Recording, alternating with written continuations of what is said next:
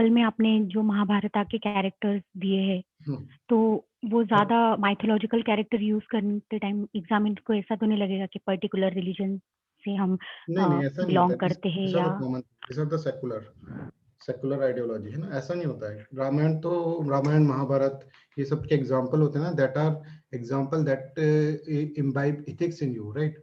तो ऐसा नहीं होता है, इसको इस तरह से उनकी इतनी नैरो सोच नहीं होती है कि वो इस तरह। अब जैसे हमारी क्लास के अंदर बहुत सारे डिफरेंट कम्युनिटीज के लोग हैं, पर वो महाभारत के बारे में ज्यादा जानते हैं हमसे, ठीक है, डिस्कशन में पता चलता है, राइट। राइट। तो दैट इज अ वेरी मतलब यूनिवर्सल काइंड ऑफ एथिक्स, ठीक है, in Mahabharata and Ramayana and also and etcetera, right. तो ये आप लिख सकते हैं, ओके फ्रीक्वेंटली आप you can use sir, it. One, हाँ, okay sir. Sir one more thing, ये जो आंसर राइटिंग है उसमें कुछ स्टोरीज हम ऐड कर सकते हैं क्या, जो पंचतंत्र वाली स्टोरीज होती है जिनके साथ बिल्कुल बिल्कुल ऐड कंक्लूजन कर सकते हैं, होता बिल्कुल ऐड कर है, सकते हैं, वो मैं जो आपको स्टोरीज पढ़ाऊंगा में भी जो कौन बचपन कौन में सी। हमने सुनी थी, जी जी तो जी वो बिल्कुल ऐड ऐड कर कर, सकते हैं। बिल्कुल। जब मैं बुद्धा पढ़ाऊंगा ना आपको, बुद्धा के अंदर ओके सर। बहुत सारी पंचतंत्र की जी सर। स्टोरीज भी आपको बताएंगे, ठीक है। तो वो तो आपके देखो एथिक्स का पेपर है ना, तो वो तो ये चीजें एनरिच करने के लिए, आपके आंसर को एनरिच करने के लिए, क्योंकि एथिक्स मैंने आपको बताया बहुत ही प्रैक्टिकल पेपर है। इसमें answer writing will be completely different than the GS paper answer writing, ठीक है।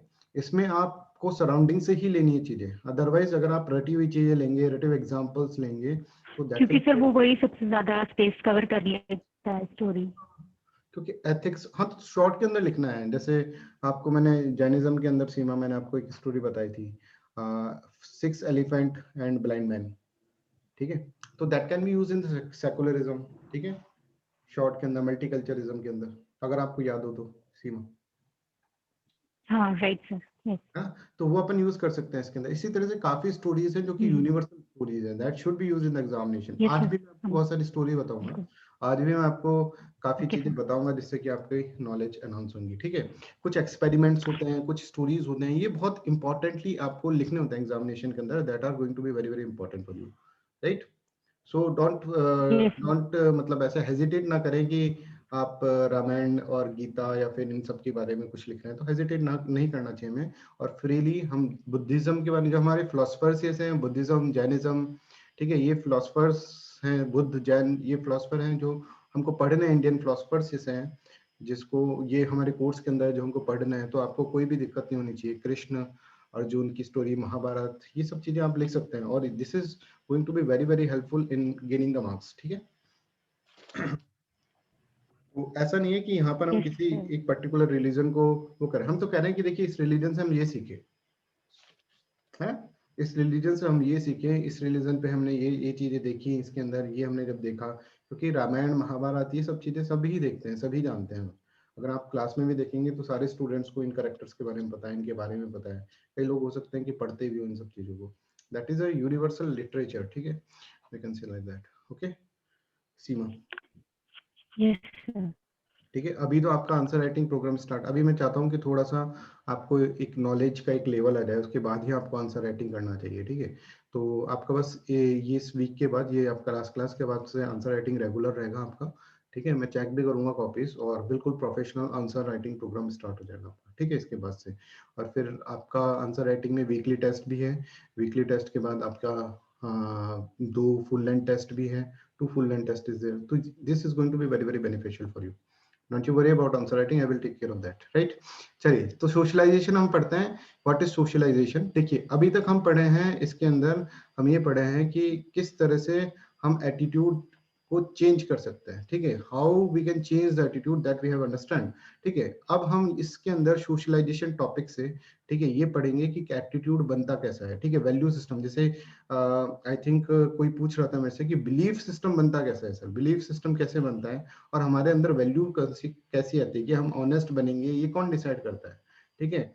हम ऐसा मानते हैं कि her child from very beginning he is just like a blank slate, ठीक है, ब्लैंक स्लेट है। तो इसके अंदर ऐसा क्या होता है कि हम अपने अंदर, किसी के अंदर ऑनेस्ट हो जाता है, कोई हिटलर बन जाता है, ऐसा क्यों होता है कि कोई हिटलर बन गया, ठीक है, कोई बन गया महात्मा गांधी, ठीक है, ऐसा क्यों होता है, ये हम इसके अंदर समझेंगे, right.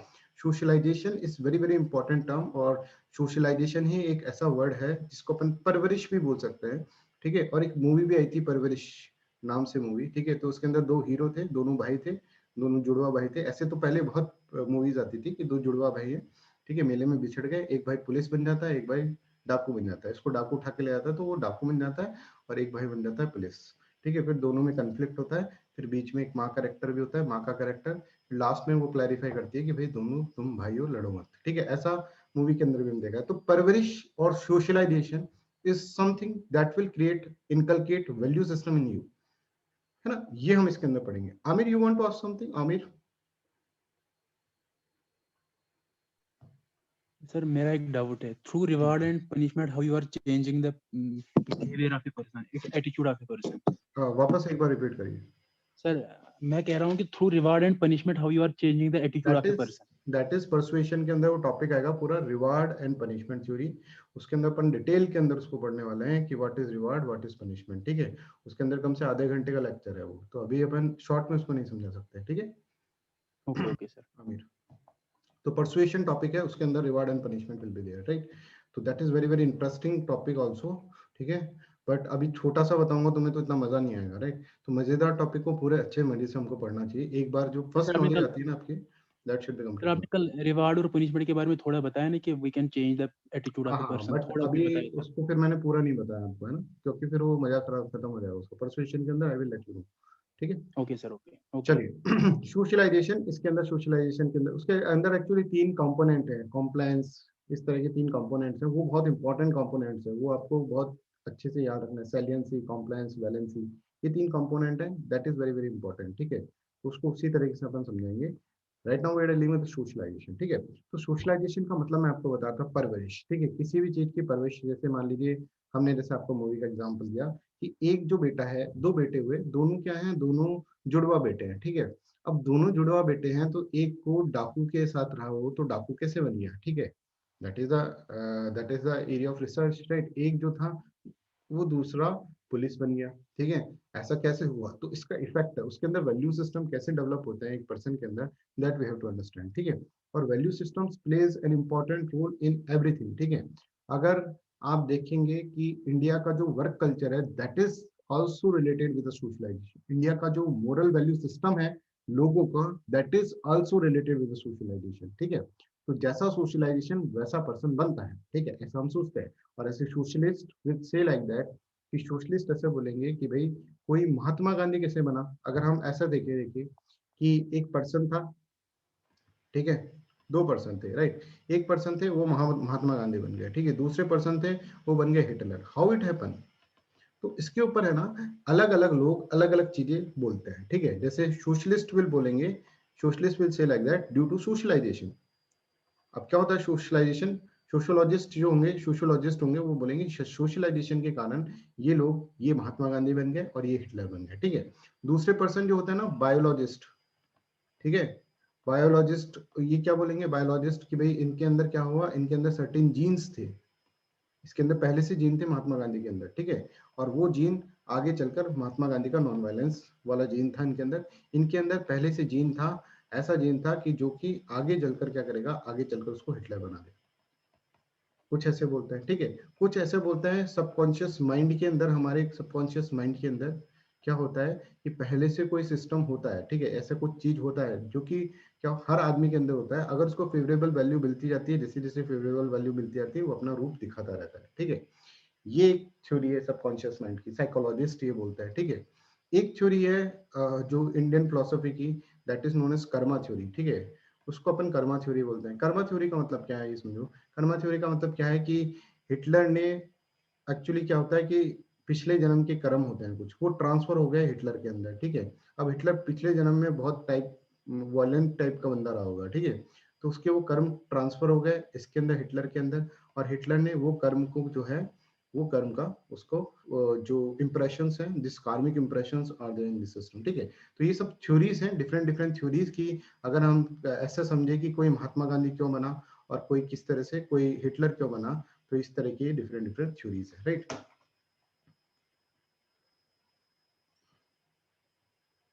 I think my chat option is not available. Yes. पाल्डिन बोल रहे हैं कॉन्स्टिट्यूशनलिज्म एक्सप्लेन कर दीजिए। अभी बाद में करते हैं, अभी फ्लो में आ गए हैं अपन सोशलिज्म के, तो बाद में करते हैं जो भी अपने प्रीवियस डाउट्स है ना। इसलिए स्टार्टिंग के अंदर ही डाउट पूछ लिया करो। अभी ये समझ में आया सबको? तो अब हम इसके अंदर ये जो सोशलिस्ट बोलते हैं ना, what is how this person will become Mahatma Gandhi और how this person will become the Hitler, ये सोशलॉजिस्ट जो बोलते हैं उसके बारे में पढ़ेंगे। And this is known as what, this is known as the socialisation, and this is going to be very very important topic for you और very very interesting also. ठीक है, इंपॉर्टेंट और इंटरेस्टिंग दोनों टॉपिक है ये socialisation का, मजा आने वाला है आपको कुछ। ठीक है, तो let's start with the socialization definition. Socialization क्या है? देखिए जैसे एक पर्सन था, ठीक है, ये पर्सन था, ये बच्चा है अभी, ठीक है। अब इस बच्चे का क्या हुआ, बच्चा इंडिविजुअल है। अब ये क्या है कि इसके अंदर बहुत सारे इसने सराउंडिंग्स देखी, जैसे बहुत सारे एजेंट्स, सोशलाइजेशन के बहुत सारे एजेंट्स होते हैं, जैसे स्कूल हो गया, जैसे कि आपका पीयर ग्रुप हो गया, ठीक है, जैसे आपके पेरेंट्स हो गए, आपकी सोसाइटी हो गई, आपका रिलीजन हो गया, आपका वर्क कल्चर हो गया, वर्क कल्चर किस तरह से है, रिलीजन हो गया, उससे इंटरेक्ट करता जा रहा है। और सोशलाइजेशन प्रोसेस का मतलब क्या है कि इस इंडिविजुअल को हम शेप कर रहे हैं किसके अंदर, एक perfect asset of the society, एक productive asset of the society, that is known as socialization. ठीक है, सोशलाइजेशन का मतलब क्या होता है, socialization is a positive term. ठीक है, इसके अंदर हम ये बोलेंगे, सोशलाइजेशन के अंदर हम इंडिविजुअल को इस तरह से उसके अंदर कैरेक्टरिस्टिक डाल रहे हैं, इस तरह से उसका सोशलाइजेशन कर रहे हैं, इस तरह से उसको उसके सराउंडिंग्स से वो इंटरेक्ट कर रहा है कि वो एक प्रोडक्टिव एसेट बन गया सोसाइटी का। तो पूरी सोसाइटी की एक जिम्मेदारी है, पूरा रिलीजन का एक जिम्मेदारी है, पूरा जो सिविल सर्वेंट है उसका जिम्मेदारी है कि हर मेंबर ऑफ सोसाइटी है ना, उसको ऐसा सोशलाइजेशन मिले, उसको ऐसा एनवायरनमेंट मिले। गवर्नमेंट की जिम्मेदारी है, पेरेंट्स की जिम्मेदारी है, रिलीजन की जिम्मेदारी है, सोसाइटी की जिम्मेदारी है, आपकी वर्क प्लेस की जिम्मेदारी है, आपके टीचर्स की जिम्मेदारी है कि इस पर्सन को क्या है, इस पर्सन को एक प्रोडक्टिव एसेट बनाया जाए सोसाइटी का। This person should be a what, should be a productive asset of the society। ये पर्सन जो है एक प्रोडक्टिव एसेट बने सोसाइटी का, ये सबकी क्या है, ये सबकी जिम्मेदारी है, राइट।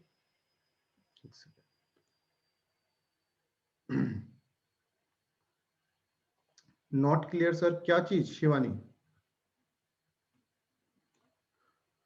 क्या समझ नहीं आया शिवानी? अभी तो कुछ समझाया अभी तो हमने कुछ समझाया नहीं।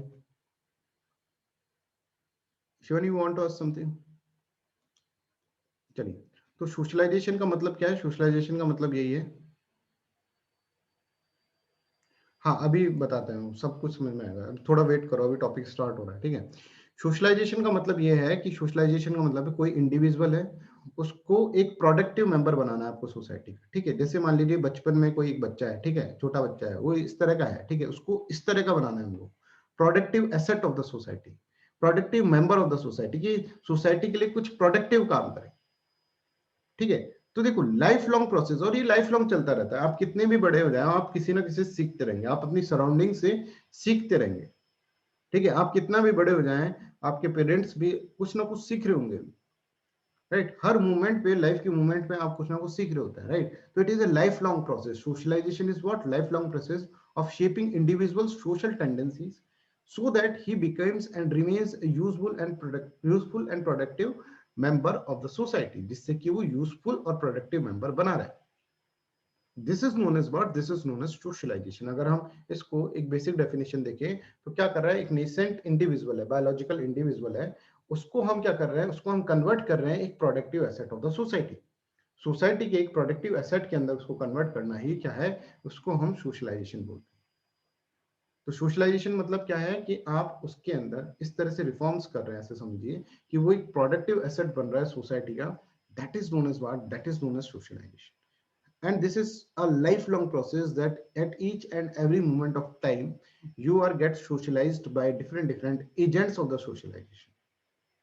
ठीक है, कि आप भी अपने घर के अंदर देखते होंगे, घर के अंदर इतने सारे लोग होते हैं, ठीक है, इतने सारे लोग होते हैं, कहीं ना कहीं वो आपको इम्पैक्ट कर रहे हैं। देखिए कि जैसे आप एक इंडिविजुअल है, ठीक है, दिस इंडिविजुअल इज देयर, अब this individual is interacting with many things. ठीक है, ये मान लीजिए एक लड़के से मिलता है, कोई भी एक लड़के से मिला, इसने एक पर्सन से मिला, तो इसके अंदर कुछ ना कुछ चेंजेस हुए। ठीक है, ये किसी बी पर्सन से मिला, कुछ और चेंजेस है, कुछ वैल्यू सिस्टम आया दिमाग के अंदर, ठीक है, कुछ चीज आया, राइट। इसने रिलीजन के बारे में पढ़ा तो उससे कुछ समझा, ठीक है, इसने घर वालों की बातें समझी तो इससे कुछ समझा। तो हम क्या है, हम हर वक्त चेंज हो रहे हैं बच्चों। ठीक है, हमारा जो मोरल वैल्यूज है, हमारा जो वैल्यू सिस्टम है, उसके अंदर हर कुछ ना कुछ ऐड होता रहता है। ठीक है, आज आपको एक्स चीज के बारे में पता होगा, जेड चीज के बारे में पता होगा, वाई चीज के बारे में पता होगा, पर एबीसी भी चीजें हैं जो आपको हो सकता है आने वाले समय में पता चले। जैसे हमको, अगर ऑलमोस्ट सबको यहाँ पर हमको ये पता है कि human being is the final form of the life, human being. But ऐसा हो सकता है कि we are in the transition stage, ठीक है, और हमारा कुछ वैल्यू सिस्टम हो, there is stage known as moksha, मोक्ष पे भी पहुंच सकते हैं कि हम बंदर थे, बंदर से हम क्या बने, हम ह्यूमन बीइंग बने, ह्यूमन बीइंग से अभी हो सकता है इससे भी कुछ आगे बन जाए। तो हर वक्त सोशलाइजेशन हो रहा है हमारा, ठीक है, हर वक्त हम में कुछ ना कुछ चेंजेस हो रहे हैं, हर वक्त हम इंटरेक्ट कर रहे हैं डिफरेंट डिफरेंट आइडियोलॉजी से, डिफरेंट डिफरेंट बिलीफ सिस्टम से। इस सोसाइटी के अंदर different different belief system flow कर रहे हैं और उससे हम इंटरेक्ट होते हैं। कहीं पे भी कुछ भी होता है, अगर जैसे हाथरस का इंसिडेंट हुआ तो आपके वैल्यू, आपके अंदर कुछ ना कुछ चेंज हुआ उस इंसिडेंट के बाद। अगर जैसे है ना, जैसे कोई मॉब लिंचिंग होती है तो सोसाइटी में बहुत सारा चेंज होता है उसके अंदर, that is also the agent of the socialization. तो आप जैसे इसके अंदर सोशलाइजेशन में हम ऐसे देखेंगे कि एक इंडिविजुअल है, वो अपनी सराउंडिंग से घिरा हुआ है। अब हम ये देखेंगे ये सराउंडिंग्स कौन कौन सी सराउंडिंग्स है, और इसके कारण इसके अंदर कुछ वैल्यू सिस्टम बनता जा रहा है।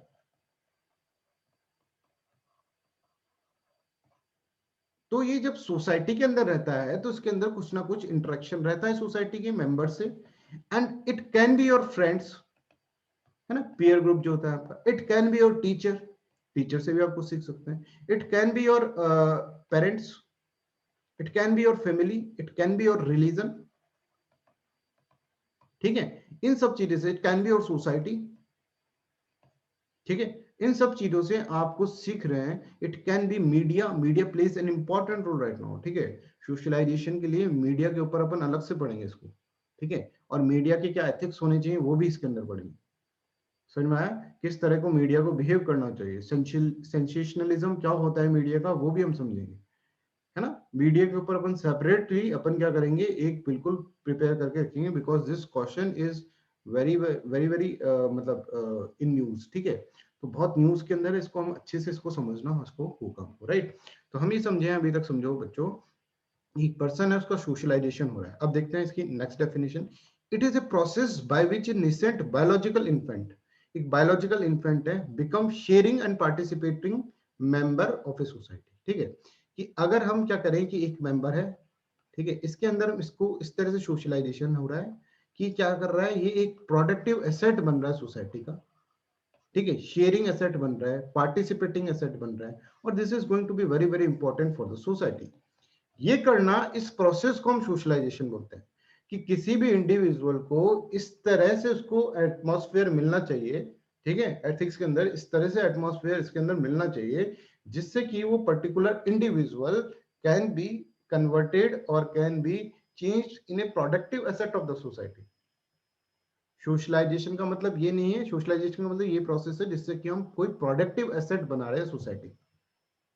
यहाँ हमें चाहिए, हमें कोई, हम इसको किसी को हिटलर बनाने वाला सोशलाइजेशन नहीं पढ़ेंगे, हम यहाँ पे पॉजिटिव सोशलाइजेशन पढ़ेंगे। हम ये भी पढ़ेंगे कि भाई बच्चे पे कैसे इम्पैक्ट होता है डिफरेंट डिफरेंट चीजों का, different different agents of socialization का, एक एक करके उन सब की बातें हम इसके अंदर पढ़ने वाले हैं, ठीक है। और इसके अंदर जैसे हम बहुत सारे करंट अफेयर्स भी ले लेंगे, ठीक है, न्यूज जो आसपास रहती है उसके अंदर भी ले लेंगे, ठीक है, हर चीज को हम इसके अंदर एनालाइज करने की कोशिश करेंगे, और यहीं से इनमें से कहीं से कुछ पेपर में केस स्टडीज या फिर इस तरह की चीजें आती हैं, समझो चीजों को।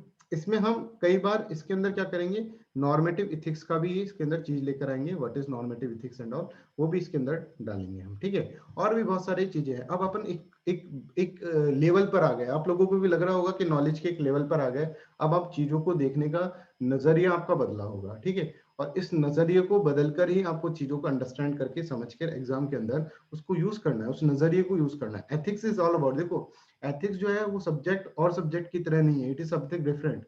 और मैं आपको सब्जेक्ट पढ़ाऊंगा तो उसके अंदर डिफरेंट तरीके से मेरे को बताना पड़ता है। जैसे आप पॉलिटी भी कई लोगों ने अपने मेरे से पढ़ी है प्रीलिम्स के बैच के अंदर, तो उसके अंदर मेरे को अलग तरीके से वो चीज समझानी होती है, राइट। तो उसमें मैं आपको डेली लाइफ के एग्जाम्पल ये सब चीजें नहीं दूंगा, बिकॉज वहां पर मेरे को आपका, आपके अंदर इनकलकेशन ऑफ वैल्यू सिस्टम नहीं करना है, मेरे को सिर्फ एक नॉलेज है उसको बताना है कि 1919 के एक्ट में क्या होता है, वो मेरे को आपको बताना है। ठीक है। 1909 के एक्ट में क्या होता है ये बताना है मेरे को, ये सब चीजें हमको आपको बतानी है, और जिससे कि आप प्रीलिम्स के क्वेश्चंस अटेंड कर पाए, ठीक है। और ये क्यों पढ़ रहे हैं हम, ये हमको बताना है सर। यहाँ पे मेरा काम डबल हो जाता है, ठीक है। यहाँ पे मेरा काम क्या है, आपके अंदर वैल्यू सिस्टम को डेवलप करना है, बिकॉज यहाँ पर आप देखेंगे सोशलाइजेशन के अंदर one of the agent of the socialization is your teacher also, ठीक है। तो ये मेरी रिस्पॉन्सिबिलिटी बनती है कि एथिक्स जैसा प्यारा सब्जेक्ट जब मैं आपको पढ़ाऊं तो आपके अंदर कुछ वैल्यू सिस्टम का डेवलपमेंट हो। This is my responsibility also. Yes Charunika, you want to ask something? चारुनिका,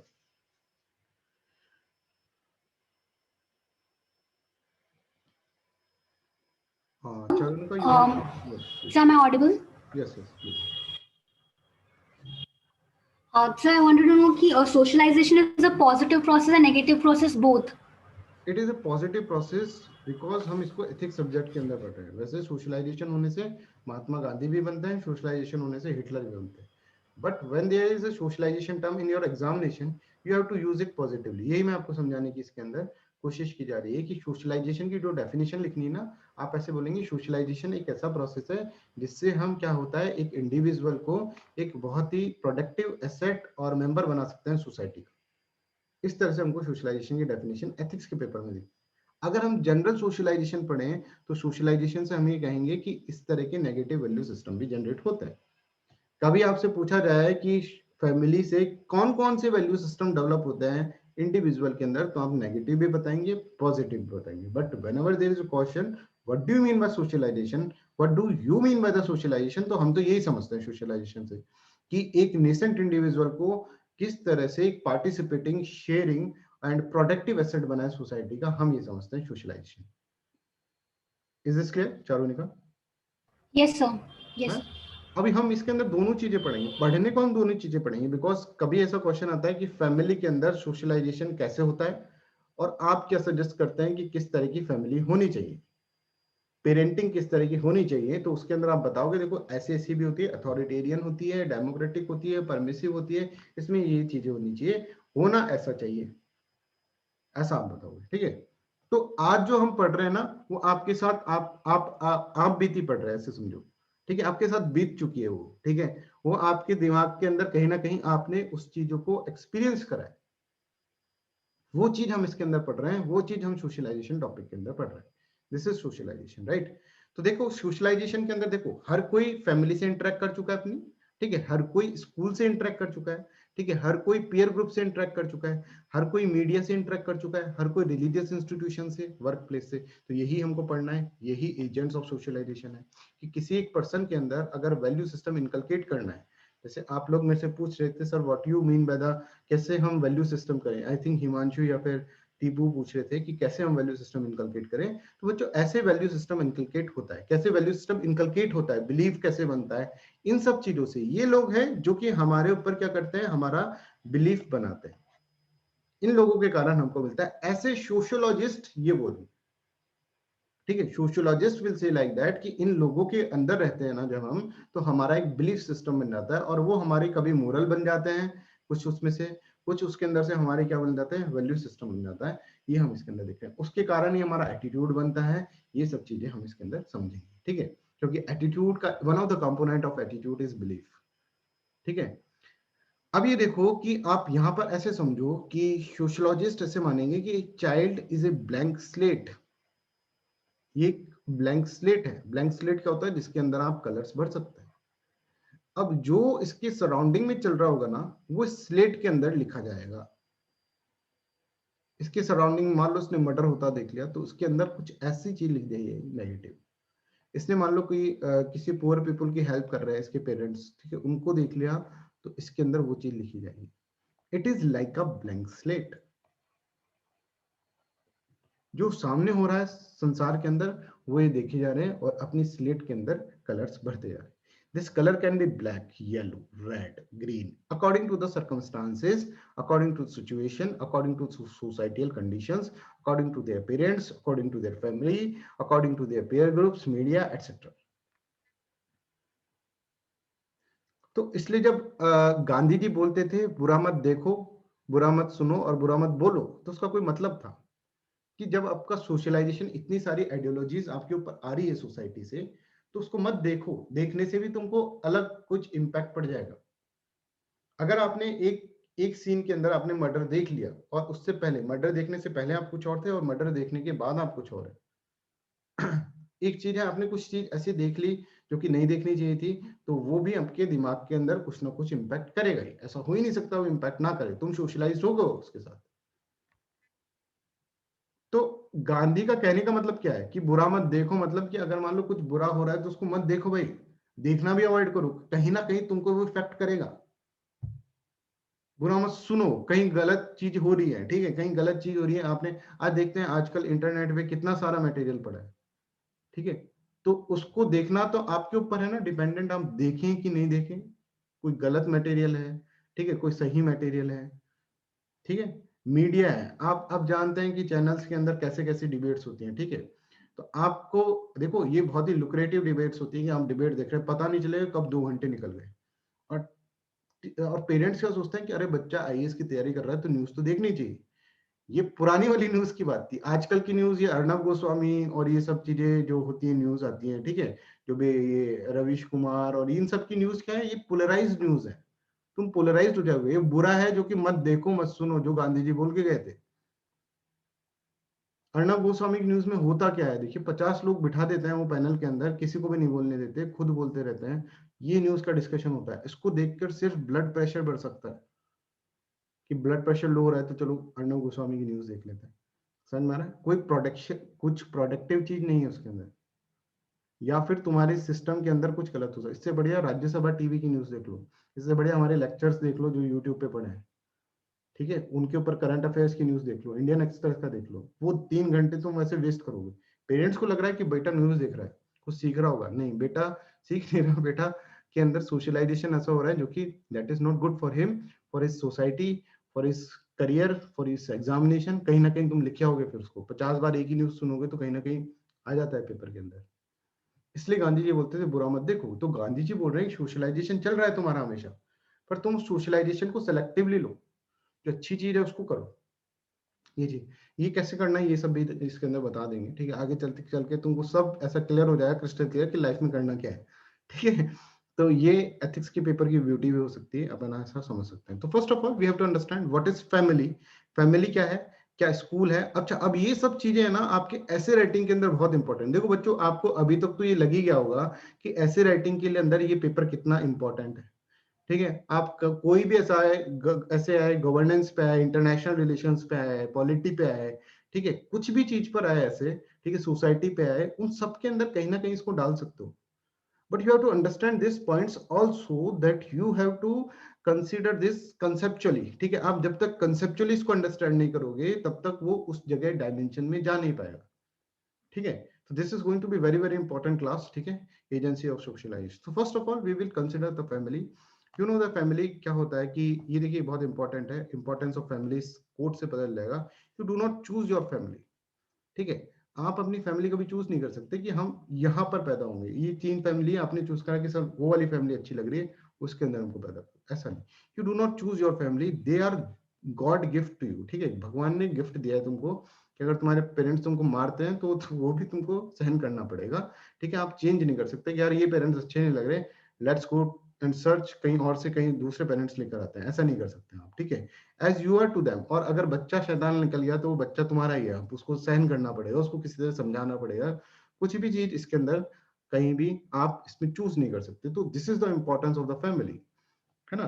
तो जैसे नेबर्स को तो आप चेंज कर सकते हैं, नेबर्स तो क्या है, घर दूसरा खरीद लो, पर फैमिली तो वही वही फैमिली उस घर में भी रहेगी, ठीक है। तो family plays an important role, ठीक है। तो जब भी आपको, आप फैमिली को चूज करने का आपका ऑप्शन ही नहीं है आपके पास, ठीक है। तो आपको ये देखना है कि फैमिली से क्या क्या वैल्यू सिस्टम आपके अंदर आ सकते हैं, किसी भी बच्चे के अंदर क्या क्या फैमिली से वैल्यू सिस्टम आ सकते हैं, बिलीफ सिस्टम आ सकते हैं, और किस तरह से फैमिली को बिहेव करना चाहिए। That's all you can do in your life, ठीक है। फैमिली आप चेंज नहीं कर सकते, राइट। तो let's start. Children learn most values by observing their parents and elders. अगर आप देखेंगे छोटा बच्चा है, ठीक है, जैसे हमारे घर में एक छोटा भांजा है 2 साल का है, अब उसके सामने कुछ भी हम करेंगे ना तो वैसा का वैसा रिपीट कर देता है, कॉपी कैट बिल्कुल, ठीक है। जो हम बोलते हैं वही चीज रिपीट कर देता है, जो हम करते हैं, मैं अगर डांस करने लग जाऊं तो वो डांस करने लग जाएगा, ठीक है। तो ये क्या है, इसका मतलब क्या है, ऑब्जर्व कर रहा है वो बच्चा, उसको कुछ नहीं पता ना। उसको देखो बच्चे का क्या है, बच्चों को आपने खड़ा कर दिया, ठीक है, सिस्टम के अंदर एकदम से आया वो सिस्टम में, ठीक है, वो देख रहा है कि क्या करना है मेरे को, व्हाट आई शुड डू, ठीक है। तो ऑब्वियसली अगर आपको कहीं ऐसी जगह खड़ा कर दिया जाएगा जहां पर आप किसी की भाषा नहीं समझ रहे हैं, ठीक है, किसी की चीज नहीं समझ रहे हैं, तो आप देख रहे हैं उनको, ऑब्जर्व कर रहे हैं, सिर्फ आप देख रहे हैं कि उसको वो चिल्ला रहा है, ठीक है, तो आप भी इस तरह का एटीट्यूड अपने अंदर इम्बाइब करेंगे, ठीक है। आप देख रहे हैं कि ही इज वेरी कोऑपरेटिव, ठीक है, फैमिली मेंबर सब हंस हंस के बात कर रहे हैं आपस में, ये सब चीजें कर रहे हैं, तो वो भी इस तरह की वैल्यू सिस्टम इनकलकेट कर रहा है।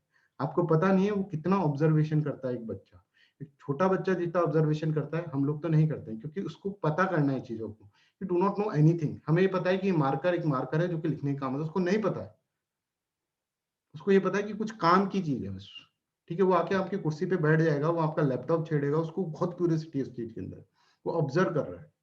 आप उसको डांटते हो उसके ऊपर इफेक्ट पड़ता है, आप उससे हंस के बात करते हो उससे इफेक्ट पड़ रहा है, वो जिद्दी बन रहा है तो आपके कारण बन रहा है, because he is the what, he is the one that is a blank slate, उसके अंदर आप इम्बाइब कर रहे हैं वैल्यूज को, ठीक है। तो parent should act as a role model, role model play होना चाहिए चिल्ड्रंस के लिए, ठीक है। अब हम आपको थोड़ी सी एक दो स्टोरीज सुनाते हैं, ठीक है, एक दो स्टोरीज बताते हैं, लाइफ इवेंट्स बताते हैं, जो कि आप ऐसे राइटिंग के अंदर बहुत अच्छे से यूज कर सकते हैं, ठीक है। कभी फिलोसफिकल ऐसे आ जाता है तो उसको स्टार्ट कर सकते हैं आपने ऐसे से। देखिए कि थॉमस अल्वा एडिसन की हम आपको स्टोरी सुनाते हैं कि क्या हुआ कि थॉमस अल्वा एडिसन स्कूल में थे, ठीक है, स्कूल में थे, तो वो उनको स्कूल के टीचर ने एक लेटर दिया कि बेटा ये अपनी मम्मी को दे देना, ये लेटर अपनी मम्मी को दे देना। तो बच्चे थे, ठीक है, तो वो लाकर लेटर उन्होंने अपनी मम्मी को दे दिया। तो उसकी मम्मी ने जैसे वो लेटर पढ़ा ना, वो रोने लग गई। तो बच्चा घबराएगा, तो एडिसन जो होगा वो बोलेगा कि मम्मा क्यों रो रहे हो आप, ठीक है।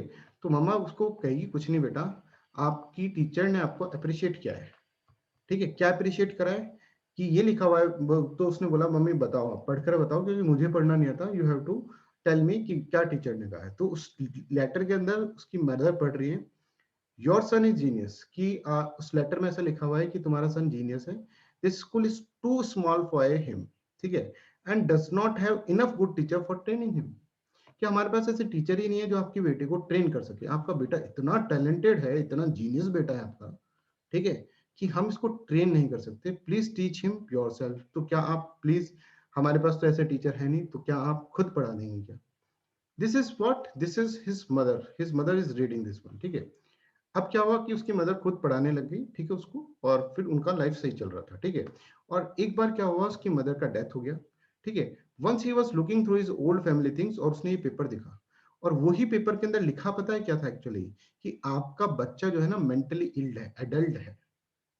मेंटली इल का मतलब क्या है, पागल है, हम इसको नहीं पढ़ा सकते, इसको ले जाओ हमारे स्कूल में से, ठीक है। अब यहाँ पे देखो, यहाँ पे उनकी मदर के पास क्या थे, दो चॉइसेस थे। उनकी मदर के पास ये थे कि बेटा तू तो पागल है, तो स्कूल वालों ने तेरे को निकाल दिया, ऐसा लिखा स्कूल पर। उन्होंने ऐसा नहीं करा, उन्होंने क्या करा, उन्होंने इसको अप्रिशिएट करा, this is known as appreciation. और अप्रिसिएशन का फर्क देखो क्या होता है, उन्होंने अगर उसी वक्त उससे ऐसे बोल देते कि बेटा तू पागल है, पता है दूसरे बच्चे तो समझदार है और तू पागल है, उनसे अलग है, इसलिए स्कूल वालों ने बोला कि भाई तुम्हारा बेटा पागल है, हमने इसको निकाल दिया। पर उसकी मदर ने ऐसे नहीं बोला, this is the role of the family. उसकी मदर ने क्या बोला है, उनकी मदर ने ये बोला है कि आप जीनियस है बेटा, स्कूल वालों की इतनी वो नहीं है, इतनी कैपेसिटी नहीं है कि आपको पढ़ा सके, इसलिए वो आपको निकाल रहे हैं। तो मैं आपको इंपॉर्टेंस बताने की कोशिश कर रहा हूँ, what is the importance of a family. और यही मदर अगर दूसरे डायमेंशन में लेती तो हो सकता था थॉमस अल्वा एडिसन, हमारे जो हम जिस तरह से जानते हैं उनको, इलेक्ट्रिसिटी की उन्होंने खोज करी, वो वाले अल्वा एडिसन नहीं बन पाते, थॉमस अल्वा एडिसन नहीं बन पाते। Are you getting this one. तो अब देखिए थॉमस अल्वा एडिसन क्या कहते हैं, कि Thomas Alva Edison was an adult child that by a hero mother, एक हीरो मदर ने become the genius of the century. उन्होंने अपने इसके अंदर लिखा कि एक पागल बच्चे को मेरी जीनियस मदर ने क्या करा है, मेरी हीरो मदर ने एक जीनियस बना दिया। तो वहां पे मदर के बीच में, अब just try to understand the importance of the family, how important the family is, ठीक है। उस मदर ने क्या करा, उस मदर ने यहाँ पर दो उसके पास ऑप्शन थे, या अगर जिस दिन अगर उसने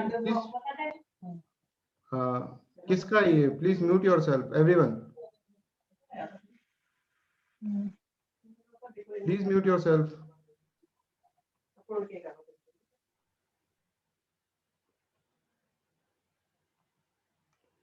please, this is the first requirement. देखो लिंक मत तोड़ो, ये बच्चे नहीं हो तुम समझो ये चीजों को, ये फर्स्ट है, ये गलतियां नहीं होनी चाहिए, इसको बार बार में थोड़ा ना बोलेंगे यार आप लोगों से। प्लीज ये है ना बेसिक चीज है, इसको म्यूट करना है आपको, ये एरर नहीं होगी, ह्यूमन एरर नहीं होगी, आप कैजुअली मत लीजिए प्लीज चीजों को।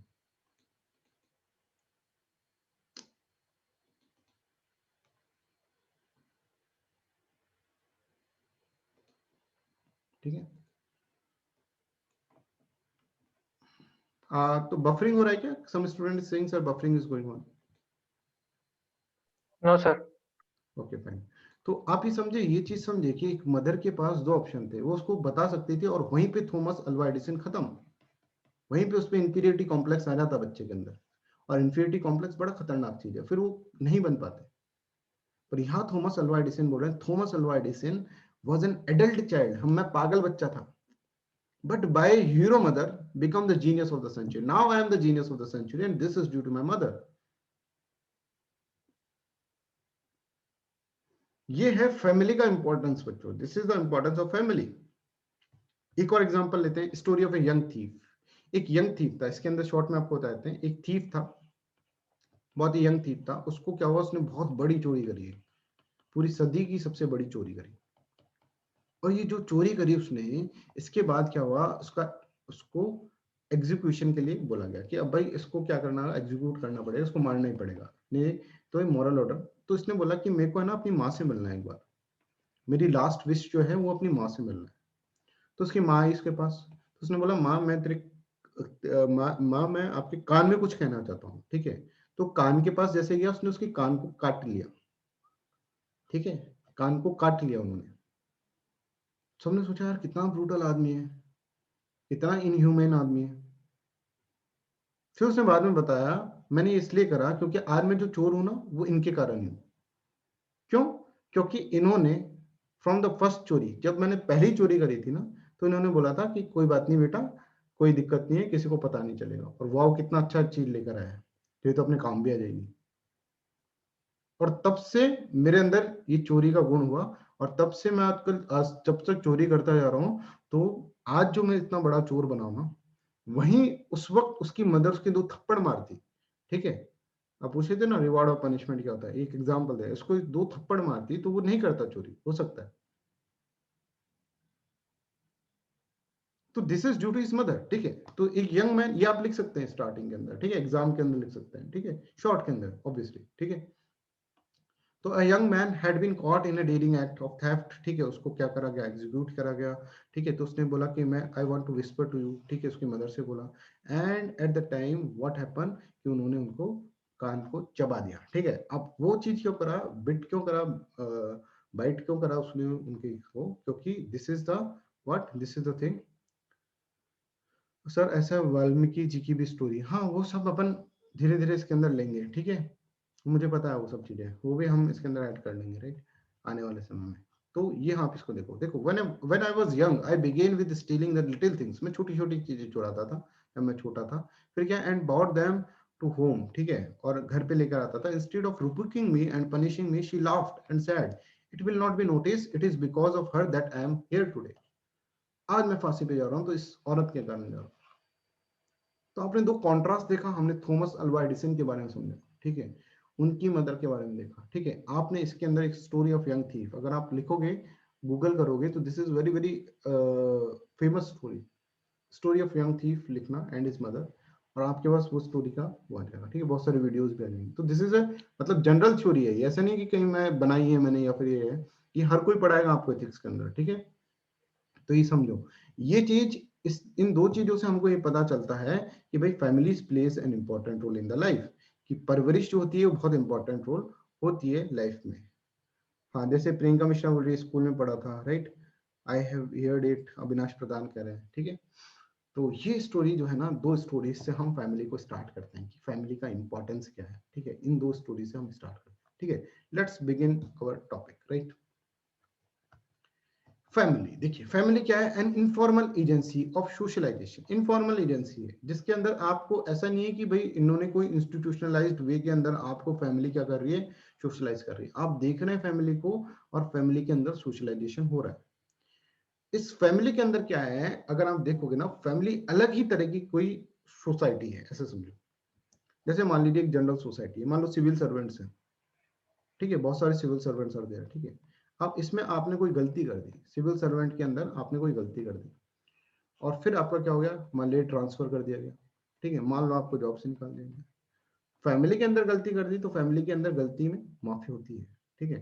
फैमिली के अंदर जैसे इस सोसाइटी में इतना कॉपरेशन नहीं होगा, पर तुम अपने भाई के लिए कुछ भी कर सकते हो, पर अपने दोस्त के लिए या फिर अपने कलीग्स के लिए नहीं कर सकते।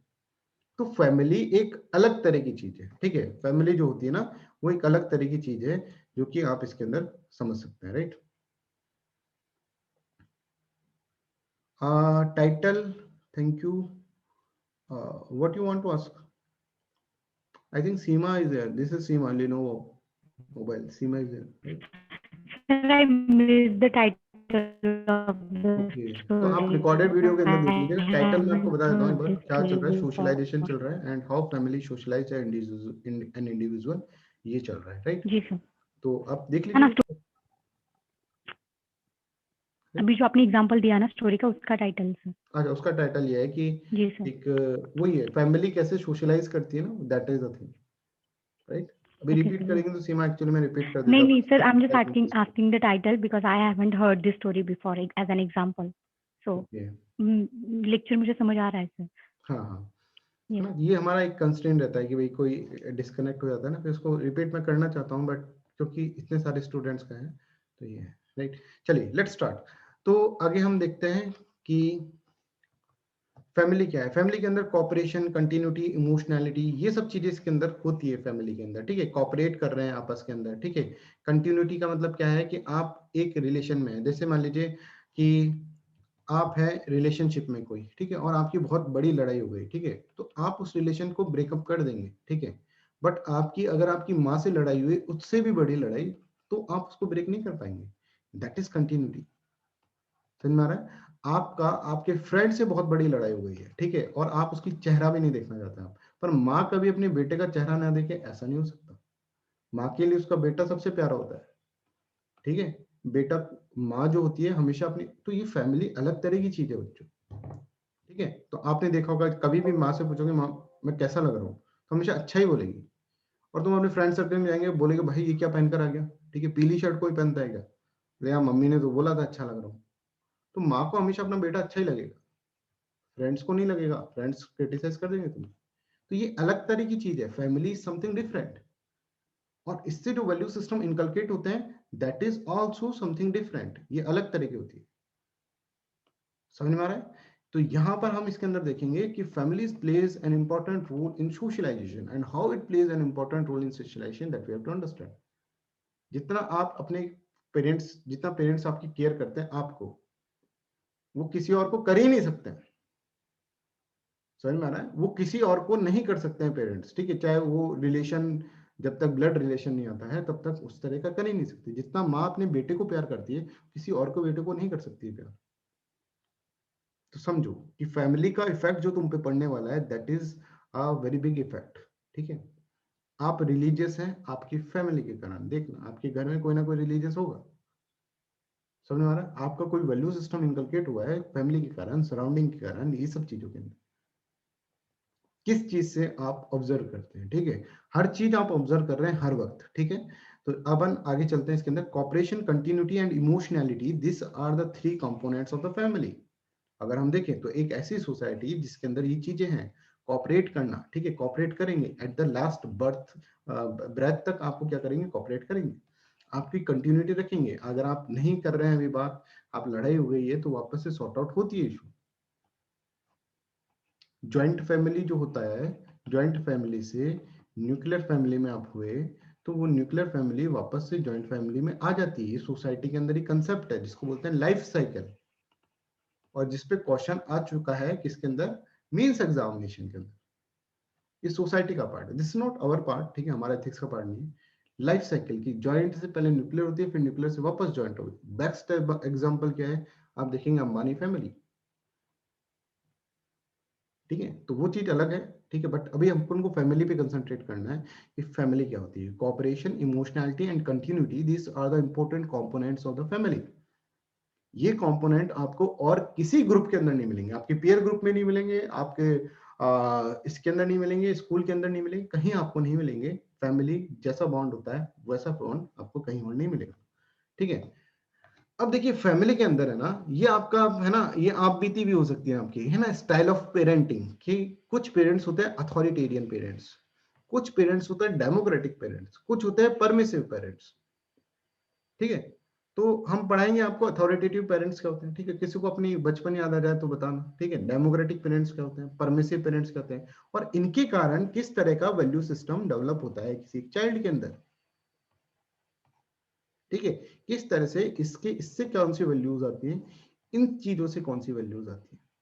और फिर ये क्या है कि वर्क कल्चर को आपको देखो कितना अच्छा है, यहां से स्टार्ट करें, स्टाइल ऑफ पेरेंटिंग, और किस तरह से वर्क कल्चर को आपको इंपैक्ट करता है, आपके वर्क को, आपको, आपके थॉट प्रोसेस को किस तरह से करता है, आपके बिलीफ सिस्टम को, आपके मोरल्स को, आपके वैल्यूज को किस तरह से इंपैक्ट करता है, that we have to understand. What is authoritarian parents? Let's start with it. A very very interesting concept, ठीक है। और ये इस तरह की पेरेंटिंग इंडिया के अंदर बहुत कॉमन रहती है, ठीक है। तो देखिए अथॉरिटेटिव पेरेंटिंग क्या होती है ये समझिए। अथॉरिटेरियन क्या होता है, ये कभी चाइल्ड को ऑटोनॉमी नहीं देंगे, ठीक है। They always believe in restricting the autonomy of the child, child की ऑटोनॉमी को रेस्ट्रिक्ट करना चाहते हैं। हमेशा इनका ये रहेगा कि चाइल्ड की ऑटोनॉमी को हम क्या करें, किसी तरह से हम रेस्ट्रिक्ट करें चाइल्ड की ऑटोनॉमी को, right. They always believe in that one, कि चाइल्ड की ऑटोनॉमी को हमको क्या करना है, रेस्ट्रिक्ट करना है। ये रूल्स एंड रेगुलेशन फॉर्म करेंगे सोसाइटी के अंदर, मतलब अपनी फैमिली के अंदर। कि जैसे आपने मूवी देखी होगी 3 इडियट्स, तो इसमें बेटा पैदा नहीं हो उससे पहले तो ये बोल दिया कि मेरा बेटा इंजीनियर बनेगा, थोप दी वैल्यू। बेटा बनना चाहता था फोटोग्राफर, नहीं, बट बेटा क्या बनेगा, इंजीनियर। इंपोज कर रहे अपने वैल्यू सिस्टम चिल्ड्रन के ऊपर, ठीक है। He is what he is doing, imposition of his value system on the children. समझ में आ रहा है कि चिल्ड्रन के ऊपर वैल्यू सिस्टम को कि मेरा बेटा इंजीनियर बनेगा, समझ में आ रहा है। तो यहां पर क्या हो रहा है, ऑटोनॉमी जो है ना चिल्ड्रन की, वो रिस्ट्रिक्ट करके आप क्या कर रहे हैं, आप अपना वैल्यू सिस्टम इंपोज कर रहे हैं। मेरा बेटा रिलीजियस बनेगा, ठीक है, शुरू से इसको कृष्ण की गाथाएं सुनाने लग गए, ठीक है, या फिर मोहम्मद की, प्रॉफिट मोहम्मद की गाथाएं सुनाने लग गए, ऐसे था, ये था, इस्लाम, नमाज करनी चाहिए, ठीक है, प्रेयर करनी चाहिए, बेटा मंदिर जाना चाहिए, ये सब चीजें। तो अथॉरिटेरियन पेरेंटिंग, ठीक है, इसको बोलते हैं कि इंपोज कर रहे हैं वैल्यू सिस्टम, उसको सांस भी नहीं लेने दे रहे हैं उसकी मर्जी से। That is known as what, that is known as authoritarian. और यहां पे जब इंपोज करता है ना पेरेंट वैल्यू सिस्टम को, तो यहां पर वो किसी भी हद तक जा सकता है। ही कैन बी फिजिकली अब्यूज भी कर सकता है। जैसे मान लो चाइल्ड जो है वो नहीं करना चाह रहा है, वो वैल्यू सिस्टम है उसको नहीं फॉलो करना चाह रहा है, तो this kind of parents can abuse him physically also. they somehow, they are authoritarian, ठीक है, they somehow will impose their value system on their child, कि हमारा वैल्यू सिस्टम तुम्हारे ऊपर आएगा। तो ये तो बहुत कॉमन है इंडियन पेरेंटिंग के अंदर, राइट। और अगर नहीं करोगे तो फिर मार पड़ेगी। समझ में आ रहा है। तो देखिए इसके अंदर क्या होगा, इसके अंदर किस तरह की वैल्यू सिस्टम डेवलप होगी, this is important to know, कि है ना, किस तरह का वैल्यू सिस्टम डेवलप होता है ऐसी चीज के अंदर, कि जब क्या होगा, आप किसी को क्या कर रहे हैं, आप किसी के ऊपर वैल्यू सिस्टम इंपोज कर रहे हैं, सारे फैमिली मेंबर्स, तो उसको बोलेंगे अथॉरिटेरियन। तो स्टाइल ऑफ पेरेंटिंग जो होता है, पेरेंटिंग करने का तरीका है, that is divided into 3 types. या तो आपका पेरेंट क्या होंगे, अथॉरिटेरियन होंगे। ऐसा नहीं कि बिल्कुल close compartment, authoritarian parents democratic भी हो सकते हैं, कभी कभार किसी टाइम पे अथॉरिटेरियंस होते हैं कुछ वैल्यू सिस्टम के लिए। अभी हम बिल्कुल वाटर टाइट कंपार्टमेंट के अंदर इसको पढ़ रहे हैं, अथॉरिटेरियन, ठीक है।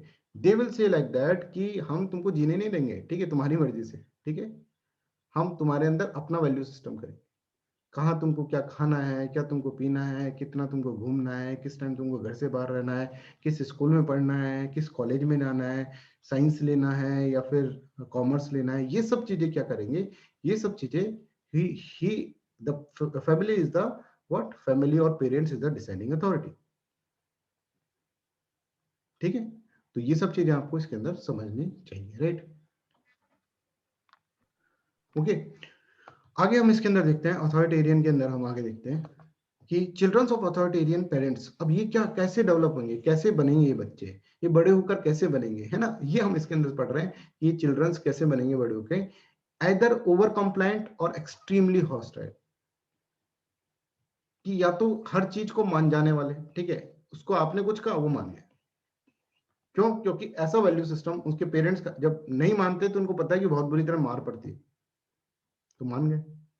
आपने कहा भाई ये काम करो, कई ऐसे होते हैं ना ऑफिस के अंदर जो हर चीज को मान लेते हैं, बॉस कितना अब्यूसिव हो एक्सेप्ट, क्यों, क्योंकि उसके बॉस से पहले एक और बॉस से वो मिल चुका है, अपने पापा से, और जब उनकी बात नहीं मानते थे तो इतना मारते थे वो, कि उसके अंदर ये वैल्यू सिस्टम आ गई कि मुझे क्या होना चाहिए, मुझे ओवर कंप्लाइंट हो रहा है,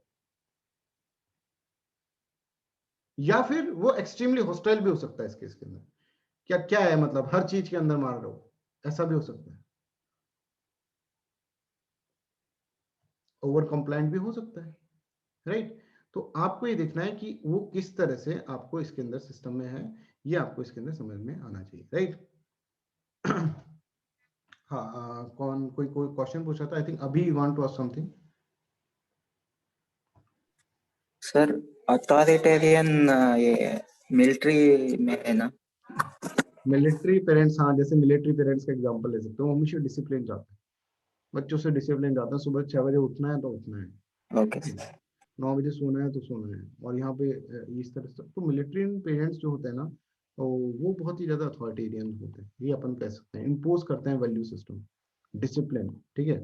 जैसे मूवी के अंदर हम देखें तो एक मूवी आई थी, कभी खुशी कभी गम, राइट, उसके अंदर जो अमिताभ बच्चन थे, उनका एक डायलॉग था, कह दिया ना बस कह दिया, इट मीन्स व्हाट, कि जो होगा हम ही करेंगे, वैल्यू सिस्टम हमने इम्पोज कर दिया, परंपरा, परंपरा बाबूजी परंपरा, ऐसा चलता रहता है उसके अंदर, है ना, ठीक है। तो शिवानी दामा का जैसे एक एक्सपीरियंस है कि 6 बजे नहीं 4 बजे उठना चाहिए, I I think she belongs to the military family, right. तो इसके अंदर क्या है कि वो जो है ना परंपरा, ट्रेडिशंस, वैल्यू सिस्टम, बेटा हमारे यहाँ पे परंपरा थी, हर चीज में परंपरा लेकर आते थे वो अमिताभ बच्चन उस मूवी के अंदर, दैट इज अथॉरिटेरियन। तो शाहरुख खान जब काजोल से शादी कर लेगा तो that is not acceptable, that is he becoming extremely hostile to his family traditions, ठीक है। तो वो चाइल्ड जो होगा या तो इधर ओवर कंप्लाइंट हो जाएगा, बहुत ही हॉस्टाइल होगा, आतंकवादी बन जाएगा, समझ आ रहा है कि मार इतनी पड़ी है, घर वाले हर चीज में मारते थे कि खाना राइट हैंड से की जगह लेफ्ट हैंड से मैं खाने लग गया तो खाने पे चाकू फेंक दिया, ठीक है, मैं किसी से फोन पे ज्यादा देर बात कर लिया तो क्यों कर लिया, हर चीज के अंदर तो मार पड़ती है यहाँ पर, तो एक्सट्रीमली हॉस्टाइल या ओवर, तो समझ रहे कि this is the how the value system develop in a person. Less cooperative, वो कोऑपरेशन नहीं करेगा, बोले यार कोऑपरेशन का करना भाई, हमारी लाइफ के अंदर जो हुआ है उसके बाद कोऑपरेटिव रहेगा नहीं वो, और दिस विल, ये झलकेगा, ये रिफ्लेक्ट होगा किसके अंदर, वर्क एथिक्स के अंदर, ये भी हम पढ़ेंगे कैसे वर्क एथिक्स से लिंक, समझ रहे, सेल्फ सेंट्रिक, खुद के अंदर ही खुद की बातें सोचेगा वो, किसी के बारे में एम्पैथेटिक एटीट्यूड नहीं आएगा उसको, एम्पैथी वाला कंपोनेंट उसके अंदर नहीं होगा, तो empathy is very very important in the civil servant. तो ऐसा पर्सन अच्छा सिविल सर्वेंट कैसे बनेगा,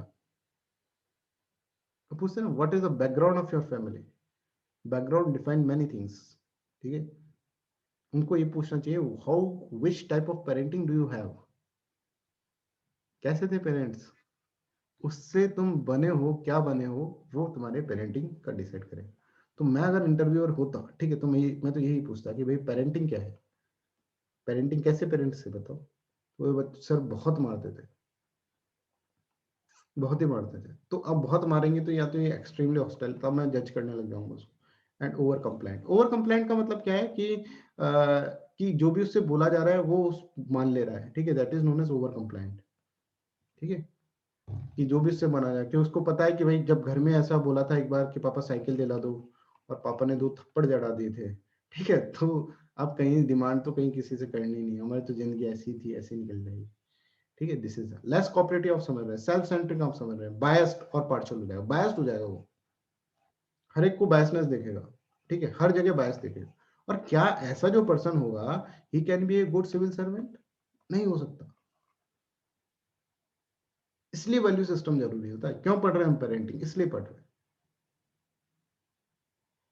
जिससे कि आप एक चेंज एजेंट है। आप किसी अथॉरिटेरियन पेरेंट्स को देखोगे तो उसको चेंज होने को बोलोगे कि भाई ऐसा मत कर, तेरा बच्चा जाके रिवोल्ट कर देगा आगे चलकर, उसको ऐसे बताएंगे। इसलिए आपको ये पढ़ा रहे हैं।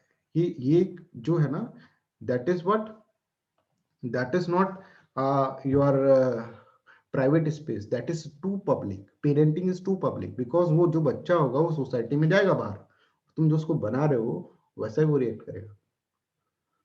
लेस कंपैशनेट, कंपैशनेट की मतलब लाइफ में कुछ बचा नहीं है भाई, कंपैशन है ही नहीं, कुछ कोई पैशन नहीं है, कोई एक्शन करने की टेंडेंसी नहीं है, ठीक है, जो चल रहा है वो चलने दो। लेस एम्पैथेटिक, इस तरह से। तो why we are reading this in the ethics paper that is related to civil services? Because कि आपको हो सकता है सोसाइटी के अंदर ऐसे लोगों को टैकल करना हो। आप जब भी किसी से बात कर रहे हैं तो ऐसा नहीं कि वो आपको कुछ कह दिया, आप उसकी भावनाएं समझ पाए। You should be emotionally intelligent person. That's why emotion intelligent is a topic in your examination.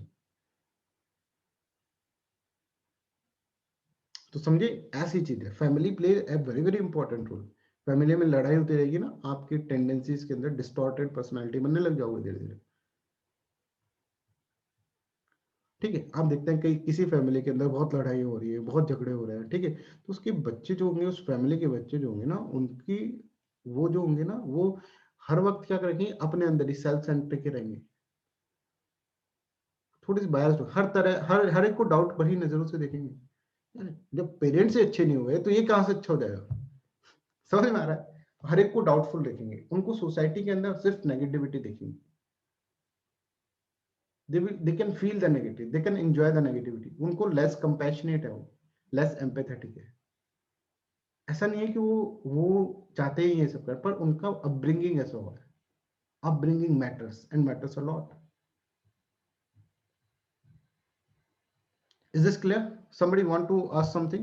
anybody in the class? और किसी को कुछ फील हो रहा है? ठीक है, कि हमारे साथ भी ऐसा ही होता है sir. anybody in the class want to ask something or want to say something?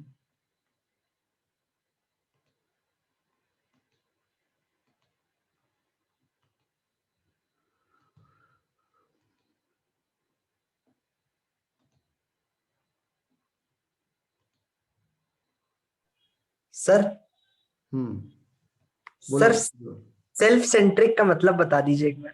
Self centric का मतलब क्या होता है इसमें? सेल्फ सेंट्रिक का मतलब अपने ही अंदर रहना, ठीक है। किसी को ऐसा होता है ना कि क्या बोलते हैं उसको, एक वर्ड यूज होता है इसके लिए, हिंदी में एक वर्ड होता है कि किसी को इंट्रोवर्ट। इंट्रोवर्ट नहीं है, एक हिंदी के अंदर एक वर्ड होता है बहुत अच्छा, उससे समझ जाते थे।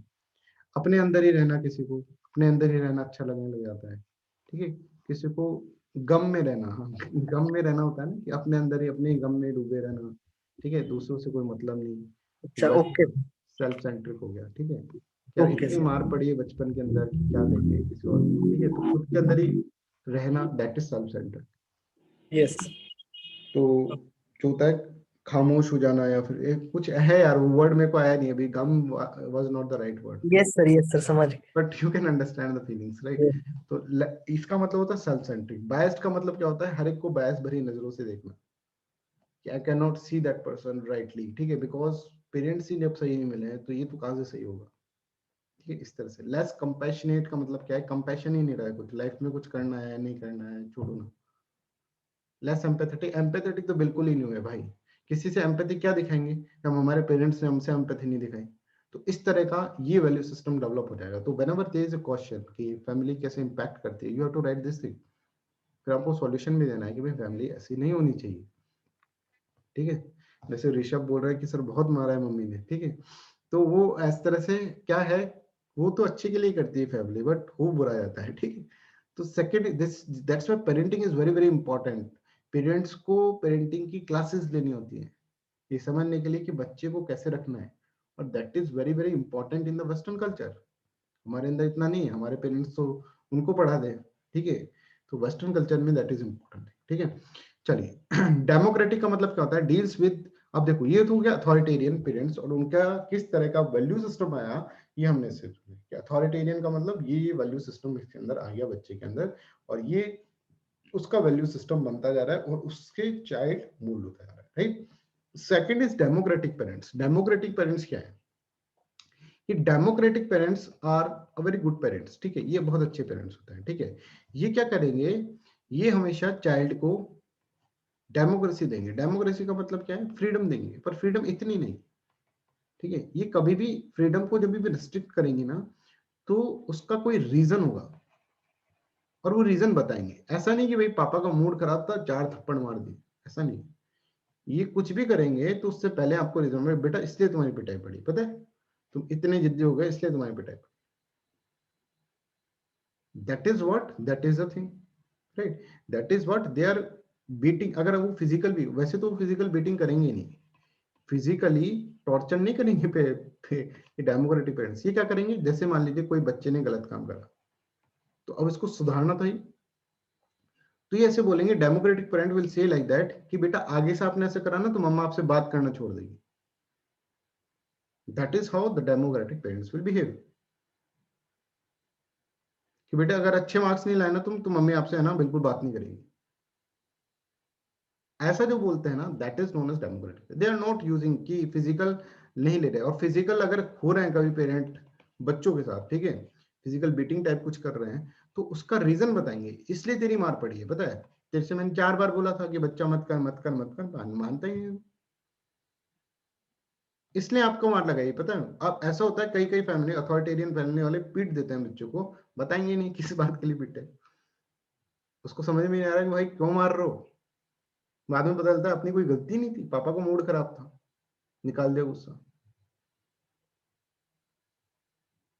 समझ। तो उस सिस्टम, जैसे आप देखेंगे वहां से क्या होगा, वहां से बहुत सारी चीजें आ जाती हैं। जैसे मान लीजिए कोई फैमिली पैट्रियार्क की फैमिली है, फैमिली के अंदर ही पैट्रियार्की चल रही है, और वो फैमिली अथॉरिटेरियन भी है कि भाई तू भी पैट्रियार्कल बन, तू भी अपनी वाइफ को फिजिकल बीटिंग करना जरूरी है, वाइफ को, धर्म है तेरा, पति है तू, तू जो तेरी बेटियां होंगी उनको नहीं पढ़ाएगा, क्यों, पैट्रियार्कल सोसाइटी है भाई। ये भी अच्छी बात है, ये उसके अंदर इम्बाइब हो जाएंगी वैल्यू सिस्टम, जो वो देखेगा अगर अथॉरिटेरियन पेरेंटिंग है तो। समझ में आ रहा है, this is going to be important thing, right. हाँ इन द, अभी पूरा बता रहे हैं, अभी तो अपन स्टार्ट ही कर रहे हैं। नहीं मैं ऐसे भावनाओं में नहीं बह रहा हूँ, मैं तो सिर्फ आपको बता रहा हूँ, ठीक है, कि मैं चाहता हूँ कि आप लोग भावनाओं में बहो, जिससे कि अच्छा टॉपिक के अंदर आ रहे हैं, राइट। टॉपिक मतलब समझ में आ जाए आपको, राइट। तो ऐसा नहीं है कि ऐसा मेरे साथ ऐसा कुछ नहीं हुआ है, ठीक है, और कि मतलब ऐसा हर एक के साथ नहीं होता है, ठीक है, कुछ कुछ फैमिली होती है, क्योंकि देखो कुछ पेरेंट्स जो होंगे ना वो पूरे ऐसे नहीं हमेशा अथॉरिटेरियन ही रहे, प्यार भी कर लेते हैं कभी वो है, ठीक है, डेमोक्रेटिक भी हो जाता है कभी, डेमोक्रेटिक के साथ साथ कभी परमिसिव भी हो जाते हैं, बताते हैं क्या क्या है ना। पर आपको जब समझाना होगा तो उसको एक एक्सट्रीम पे हमको बताना होगा, ठीक है।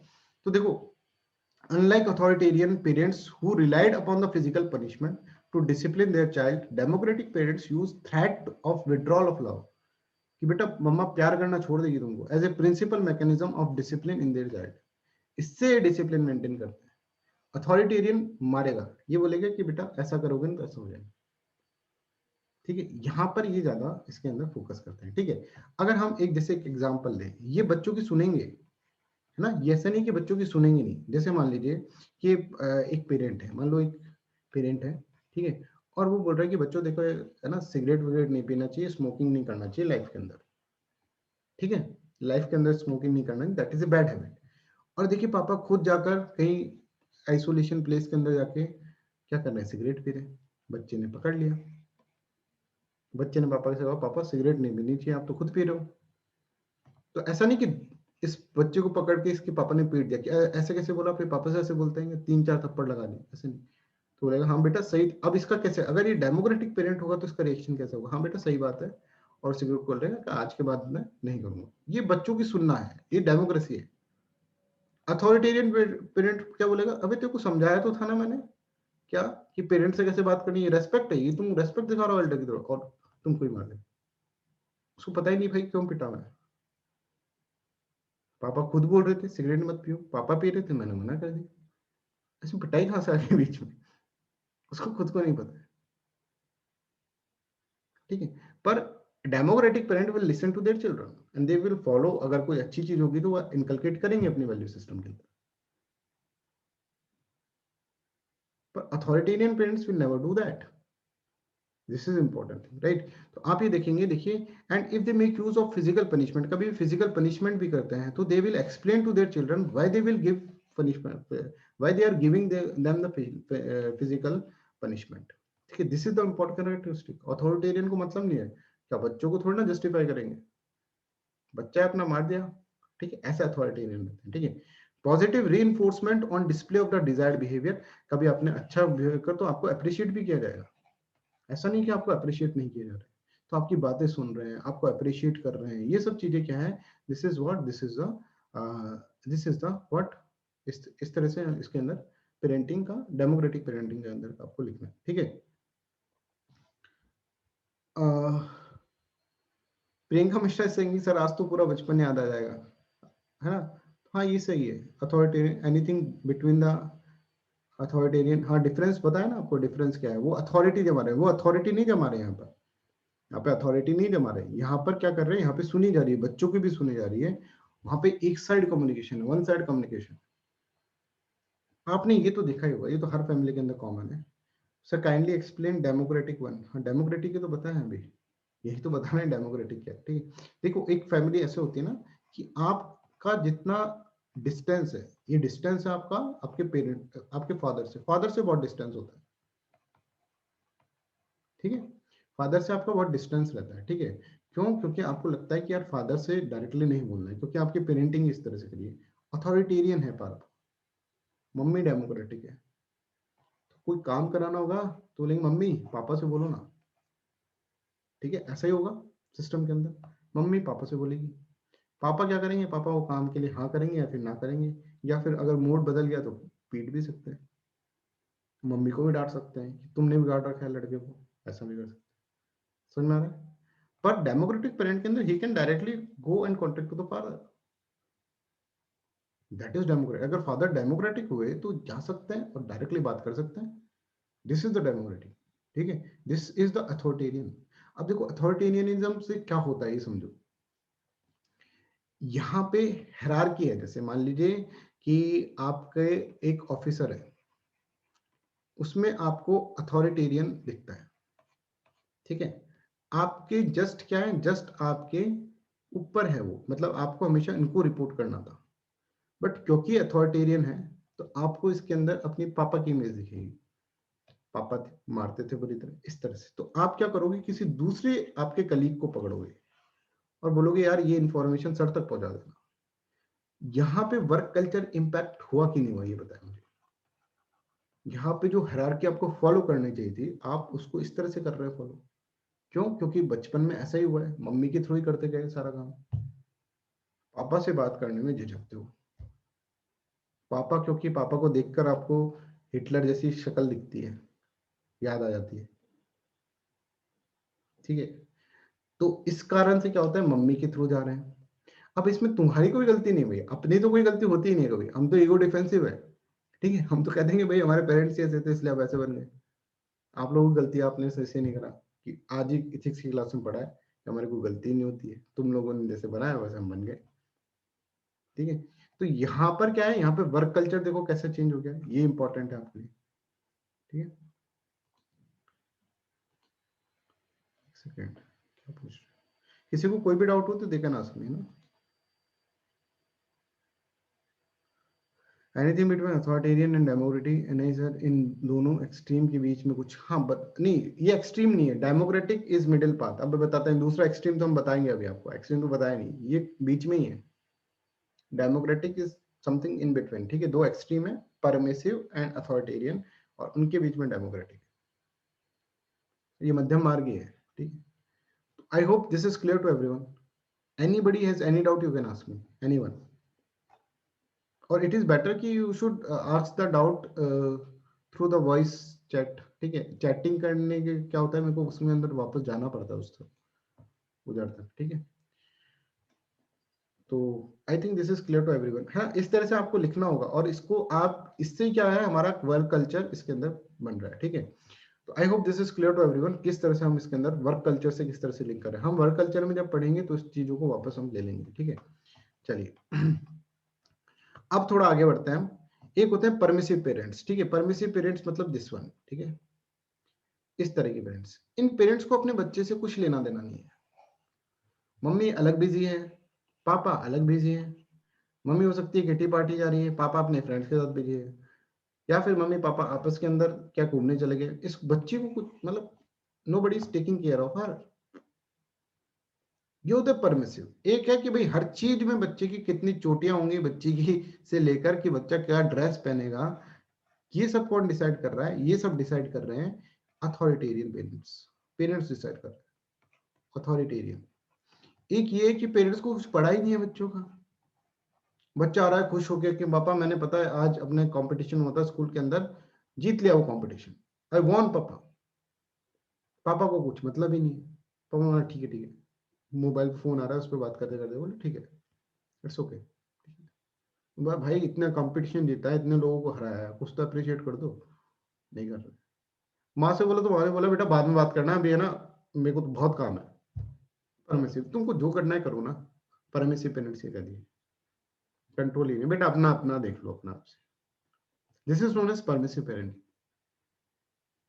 इसके अंदर जब पेरेंट तभी इंटरफेयर करेगा जब पुलिस स्टेशन से फोन आएगा कि आपका बेटा है क्या, ये जेल में है, तब वो जाएंगे अरे बेटा जेल में पहुंच गया, तब जाकर वो क्या करेंगे, वो इंटरफेयर करेंगे। तो दिस इज नोन एज बच्चों, this is known as permissive parenting. इन दोनों के बीच का ही था वो काजल, इन दोनों के बीच का जो था ना, that is democratic parenting. I hope this is clear to everyone. अब इस परमिसिव पेरेंटिंग के कारण क्या क्या वैल्यू सिस्टम, अच्छा डेमोक्रेटिक के अंदर क्या वैल्यू सिस्टम आएगा, इसका जस्ट अपोजिट कर दो कि वेरी कोऑपरेटिव, ठीक है, वेरी कोऑपरेटिव, वेरी सोशल। अब उसके अंदर तो डेमोक्रेसी है भरी कूट कूट के भरी, ठीक है, not biased, impartial, empathetic, compassionate, इस तरह की वैल्यू सिस्टम आएगी किसके अंदर, डेमोक्रेटिक वाले के अंदर। डेमोक्रेटिक पेरेंटिंग जिसको मिलेगी उसके अंदर इसकी जस्ट अपोजिट कैरेक्टरिस्टिक्स आएगी। बहुत ही कोऑपरेटिव होगा, सोशल होगा, सबके बारे में सुन रहा है, एम्पैथेटिक एलिमेंट है उसके अंदर, सिंपैथेटिक एलिमेंट है, जहां पर जाता है एक्सट्रोवर्ट है, हर जगह पार्टी में आ रहा है, हर एक की बातें समझ रहा है, ठीक है, हर एक से बात कर रहा है, ऐसे हर एक पे विश्वास कर रहा है, ट्रस्ट उसके अंदर है, ट्रस्ट का कंपोनेंट है, क्योंकि इसके पेरेंट्स पे उसको ट्रस्ट था कि पापा बिना मतलब के नहीं मारते हमें, ठीक है, there is a reason behind everything, he should be a rational being, ठीक है, he is a reasonable person. कौन ये, जो कि किसको फॉलो कर रहा है, जो कि जिसकी फैमिली जो है ना, दैट इज डेमोक्रेटिक। इसके अंदर इस तरह से आपको, यहाँ पे फैमिली आपकी बहुत डेमोक्रेटिक है, इसके अंदर आपकी बातें मान रही है। परमिसिव के अंदर कुछ पढ़ाई नहीं है बच्चों, the child like is like that, this girl, ठीक है, कि मेरी भी कुछ सुन लो भाई। एक ही टाइम पे सुनते हैं जब सब कुछ बिल्कुल ऐसे आउट ऑफ हैंड चला जाता है ना, then permissive parents will interfere, otherwise they will not, they will do their own work. समझ रहे? तो provide a child as much as freedom as is consistent with child's physical survival, ठीक है, कि जिंदा रहे चाइल्ड, इतना फ्रीडम दे दो, अगर मरने पे ही आ गया मान लो कोई ऐसे ही आ गया, तब जाके इंटरफेयर कर रहे हैं, अदरवाइज बेटा तुम्हारी लाइफ है, तुम जियो, कोई गाइड करने वाला नहीं है, कुछ नहीं है, हमेशा नेगलेक्ट किया जा रहा है, कोई एलिमेंट नहीं है एम्पैथी का बच्चे से कि पापा ने मेरे को है ना इसने मार दिया, ठीक है, मेरे जो है फ्रेंड ने बहुत तेरे मारा, ठीक है, तो यार तुम देख लो अपने हिसाब से, पापा मैंने जीत गया, मेरा फर्स्ट रैंक आया पापा, ठीक है ना, चलो अभी काम करने दो, ठीक है, किसी को कुछ पढ़ा ही नहीं। तो ऐसा जो पर्सन होगा वो नेग्लेक्ट कर रहे हैं उसको, उसको एपेथेटिक बना रहे हैं उसको पेरेंट्स, ठीक है, नॉन इन्वॉल्वमेंट इन एनीथिंग। तो बोले कि जब पेरेंट्स इन्वॉल्व नहीं करते हैं तो मैं क्यों इन्वॉल्व हूँ कहीं पर, कि जैसे मीटिंग चल रही तो मीटिंग में वो पार्टिसिपेट ही नहीं करेगा, वर्क कल्चर इफेक्ट हो जाएगा, उसको लगेगा हर वक्त, उसको ऐसे लगेगा लोग मेरे को नेग्लेक्ट करते हैं, कई ऐसे होते हैं ना ग्रुप के अंदर, यार हमेशा ना मेरे को ही पता नहीं मेरे को ही क्या करते हैं लोग बाग, मेरे को नेग्लेक्ट करते हैं। हमेशा ऐसा ही होता है कि मेरे को नेग्लेक्ट कर देते हैं ग्रुप के अंदर से। भाई ग्रुप में दिक्कत नहीं है, तुम्हारे में भी दिक्कत नहीं है, तुम्हारी पेरेंटिंग ऐसी हुई है, परमिसिव पेरेंटिंग हुई है, इसलिए नेग्लेक्ट, एपैथी, नॉन इन्वॉल्वमेंट का फीलिंग आ रहा है। Is this okay? ठीक है, तो देखो permissive parents indifferent behaviour towards the children, child will develop, देखो अवॉइडेंस, हर चीज को अवॉइड करने का, क्योंकि पेरेंट्स अवॉइड कर रहे हैं उसको, तो वो भी हर चीज को अवॉइड करना है। नॉन इन्वॉल्वमेंट, इनडिफरेंस, ठीक है, absence of interest in the things, कोई इंटरेस्ट ही नहीं है। अब भाई जीत के आया, जब उसको बहुत इंटरेस्ट था, बहुत अच्छे से हिप्पे पूरे करके आया था, उसको उठाया था लोगों ने, ठीक है, बहुत ज्यादा अप्रिशिएट करा था सबने, घर पे गया तो घर पे बिल्कुल ठंडा माहौल, किसी ने अप्रिशिएट तक नहीं करा। ये होते हैं परमिसिव पेरेंट्स, और यहाँ से तुमको इस तरह की चीजें होगी, ठीक है। आप सोचोगे सारा संसार एक जैसा ही है, ठीक है, इसी तरह से एपैथी, नेग्लेक्ट, ठीक है, हर चीज आपको इस तरह से दिखी। This is permissive parenting. I hope this is clear to everyone, ठीक है। अब हमने पेरेंटिंग अच्छे से पढ़ लिया है कि पेरेंटिंग क्या होता है, ये हमने अच्छे से पढ़ लिया। परमिसिव पेरेंटिंग क्या होता है, डेमोक्रेटिक क्या होता है, अथॉरिटेरियन क्या होता है। अब हम पर्टिकुलर आएंगे कि मदर का रोल क्या होता है फैमिली के अंदर, फादर का रोल क्या होता है। ये सब साइकोलॉजी सब्जेक्ट किसी का ऑप्शनल होगा। अच्छा, यहाँ पे ऑप्शनल किसका है? Psychology. Anybody has optional as a psychology? ये सब साइकोलॉजी का पार्ट है ना, किस तरह से बच्चा कैसा बनता है, वो साइकोलॉजी का गेम है। शक्ति वांट टू आस्क समथिंग? शक्ति पांडे। सर अपैथी का मतलब इन पेरेंटिंग? हाँ बताते हैं, एपैथी का मतलब बता। और कोई किसी के दिमाग में कुछ भी डाउट्स आ रहे हैं, कुछ डिस्कस करना चाहता है? Anybody in the class?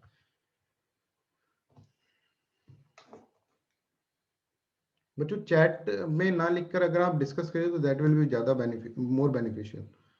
Can we say that today government institution behaving like banks, police and public departments are behaving permissive rather than they should be democratic? They should behave as a democratic.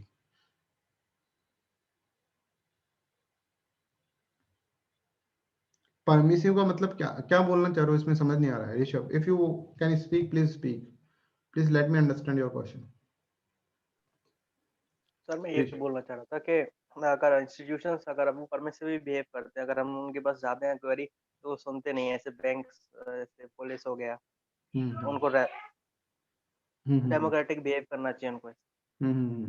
हाँ ऐसा ही है ना, democratic institution है, उनको democratically behave करना चाहिए, सीधी सी बात, ठीक है। कई तो अथॉरिटेरियन होता है, ठीक है, आपके ऊपर चढ़ जाएंगे, आप पुलिस से बोलेंगे कि हमारा एटीएम खो गया है। कैसे बच्चों एटीएम खो दिया है, ठीक है, ध्यान नहीं रखते क्या चीजों का।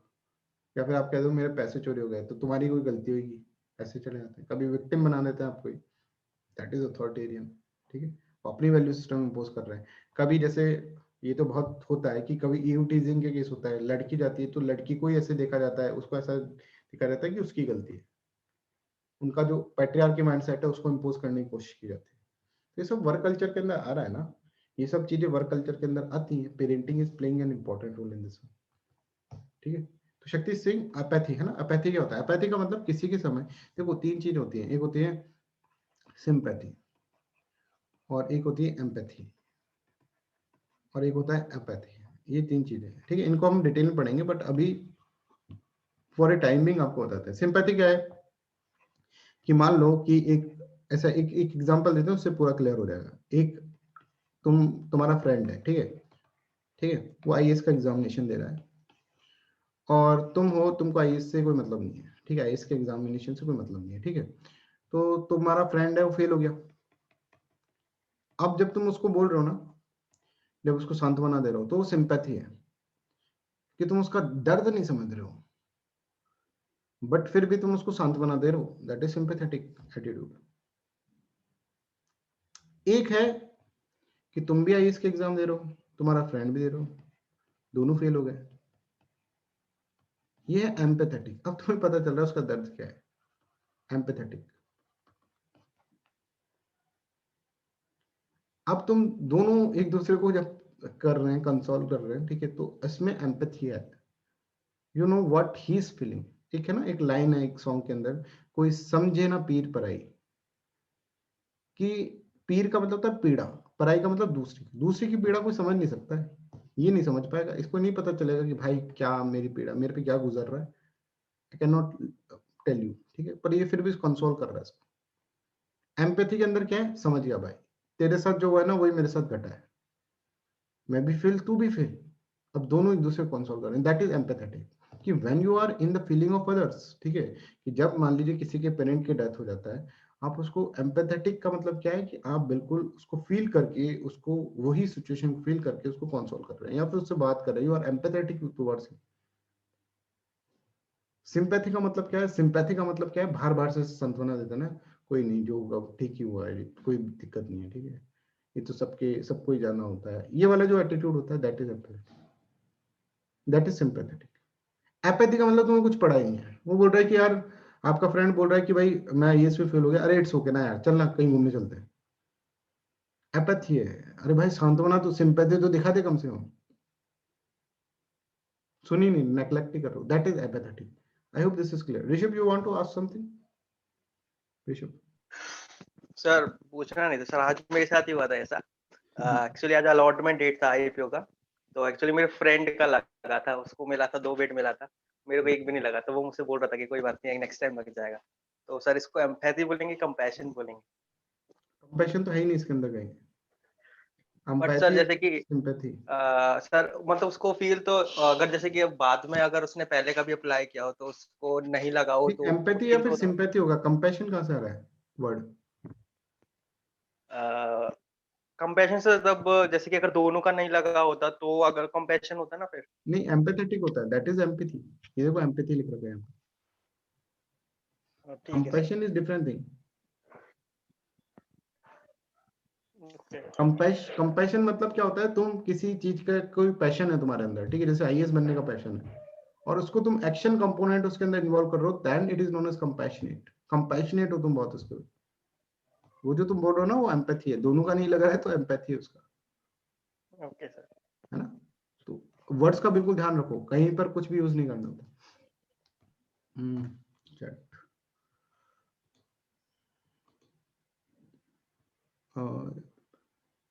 हाँ, जाके पैर ने पड़ी बिवाई, वो क्या जाने पीर पराई, this is also a thing, कि जिसके पैरों में बवाइयां फटना होता है ना, पैरों के अंदर बवाइयां फट जाती हैं, ठीक है, उसको बहुत दर्द होता है, उसको दर्द हो रहा है, अब तुम बोल रहे हो कि यार इतना भी दर्द नहीं हो, बोले अबे तुम्हारे जब होगा ना तब तुम्हें पता चले। तो this is also a good proverb, ठीक है। I hope this is clear to everyone, ठीक है। और ये सब चीजें ना बच्चों तुमको ध्यान में रखनी है, क्योंकि तुम्हारे सामने जो आएगा, मान लो कोई ऐसा पर्सन आया, ठीक है, हम मूवी में भी देखते हैं कि यहाँ से तुमको सिंपैथी जनरेट करनी है अपने अंदर, एम्पैथी का एलिमेंट बहुत होना बहुत जरूरी है। एक ऐसा कोई फार्मर आया, बोला कि मेरी तो पूरी फसल जो है ना वो खराब हो गई, आपके सामने आ रहा है कि साहब मेरी पूरी फसल खराब हो गई, मेरे को इंश्योरेंस वाला जो स्कीम था उसके अंदर पैसा चाहिए, दे नहीं रहे, आपके पास आया, यू आर ए डीएम और समथिंग, ठीक है, कोई भी ऑफिसर हो, तो अबे फसल ही तो खराब हुई है, ऐसे कहने लग जाओ तुम। अब इस फार्मर का फसल खराब होना, बहुत ज्यादा चीजें इसके दिमाग पे चल रही है, बेटी की शादी इज अटैच टू दैट फसल खराब होना, ठीक है, इसके अंदर बेटी की शादी के मतलब घर का लाइवलीहुड चलाना इज अटैच टू दैट फसल खराब होना, ठीक है, हर चीज के अंदर इसका फसल के ऊपर ही पूरा डिपेंड था। तुमने कहा यार ये तुम फिर चले आए, फसल ही तो खराब हुई है यार, वापस उगा लो, तो ये मतलब क्या है कि तुम बिल्कुल एपेथेटिक हो रहे हो उसकी तरफ। एम्पेथेटिक कब होगी, जब तुम्हारे पापा भी किसान थे और उनकी फसल खराब हुई थी उस टाइम जब तुम देख रहे थे, या फिर तुम क्या है फार्मर्स को जानते हो, जब भी तो एग्रीकल्चर पढ़ाते हैं तुम्हें। ये इतने सारे सब्जेक्ट पढ़ाने का मतलब क्या है, तुम सब्जेक्ट के बारे में जानकर सिंपैथेटिक तो रहो, कम से कम एम्पैथेटिक तो रहो। पॉवर्टी पढ़ाने का मतलब क्या है, माल न्यूट्रिशन और ये सब चीजें पढ़ाने का मतलब क्या है, इतनी ग्रेव सिचुएशन है कंट्री के अंदर, ये समझते हो। सॉरी, तुम तो ऊपर ऊपर से देखते रहोगे तो सिविल सर्विसेज के अंदर क्या करो। I hope this is clear, ठीक है। हाँ चारुनी को, you want to ask something, please ask. So in empathy जैसे हम कह रहे हैं कि मतलब किसी की मम्मा की डेथ हो गई है, तो हमारे साथ ऐसा नहीं हुआ है, मगर we also have lost someone, like जैसे किसी नानी, we were very close to someone, तो हम जो अगर फील करके बता रहे हैं, दैट इज एम्पैथी आल्सो। हाँ, दैट इज एम्पैथी, ऑब्वियसली तुम ऊपर से नहीं बोल रहे, तुमको फील हो रहा है उसके अंदर, दैट इज एम्पैथी। समझ में आ रहा है, when you are putting yourself in some other shoes, that is empathy. Sympathy का मतलब ऊपर ऊपर से कि हाँ ठीक है यार डेथ हो गया, दैट इज वेरी बैड, और फिर तुम्हारा फोन आ गया, तुम अपने फ्रेंड से बात करने लगे, you are not feeling anything, that is okay sympathy. Apathy sir का ऐसे मतलब कि सर्विस में सर जैसे कि अगर कोई सर्विस अगर बहुत सारे प्रॉब्लम्स आते हैं अगर लेके आते हैं लोग अपने जैसे फार्मर्स आ रहे हैं या कुछ आ रहे हैं तो सर वो उस टाइम पे तो सर हम ऐसे फील नहीं कर सकते जैसे कि आपने अभी फसल वाला एग्जांपल दिया कि मेरी फसल खराब हो गई जैसे कि मैं फार्मर नहीं हूँ अगर कोई मेरे पास ये वाली प्रॉब्लम लेके आया तो सर मैं ऐसा सिंपैथेटिक ही तो उसको दिखा पाऊंगा एटीट्यूड का कुछ और भी जो एक्सपेक्टेशन होनी हाँ, चाहिए तुम सिविल नहीं समझ सर्वेंट। पाओगे क्योंकि तुम इसीलिए तो तुम पढ़ रहे हो ये सब्जेक्ट। इसीलिए तो इसके अंदर सब्जेक्ट के अंदर वन ऑफ द तुमको चिल्ला चिल्ला के हम बोलेंगे, नॉलेज कमेटी ने बोला है कि one of the characteristic of civil servant is empathy. इसीलिए तो पढ़ रहे हो यहाँ पर, क्योंकि तुम फार्मर नहीं हो और तुमको फार्मर की सुननी हो यहाँ पर। एक आदमी सब कुछ तो नहीं हो सकता ना ऋषभ। यही पूछना। हाँ, तो ये इसीलिए तुमको इतना इसका उसको उस गहराई के अंदर पढ़ना जरूरी होता है सब्जेक्ट। डेफिनेशन रटने से काम नहीं चलेगा। इसलिए इसके अंदर है ना, इसके अंदर डबल एफर्ट करना पड़ेगा किसी भी टीचर को। That is important. Shakti Pandey want to ask something. Shakti. Sir मतलब अपैथी मतलब फिर मतलब मुझे कोई फर्क नहीं पड़ता, जो हो रहा है होने दो। हाँ बिल्कुल, एम्पैथी का मतलब, सिंपैथी का मतलब at least you are trying to मतलब कंसीडर दिस पॉइंट कि हाँ ठीक है यार, इसका मदर का लॉस हो गया तो सांत्वना देना।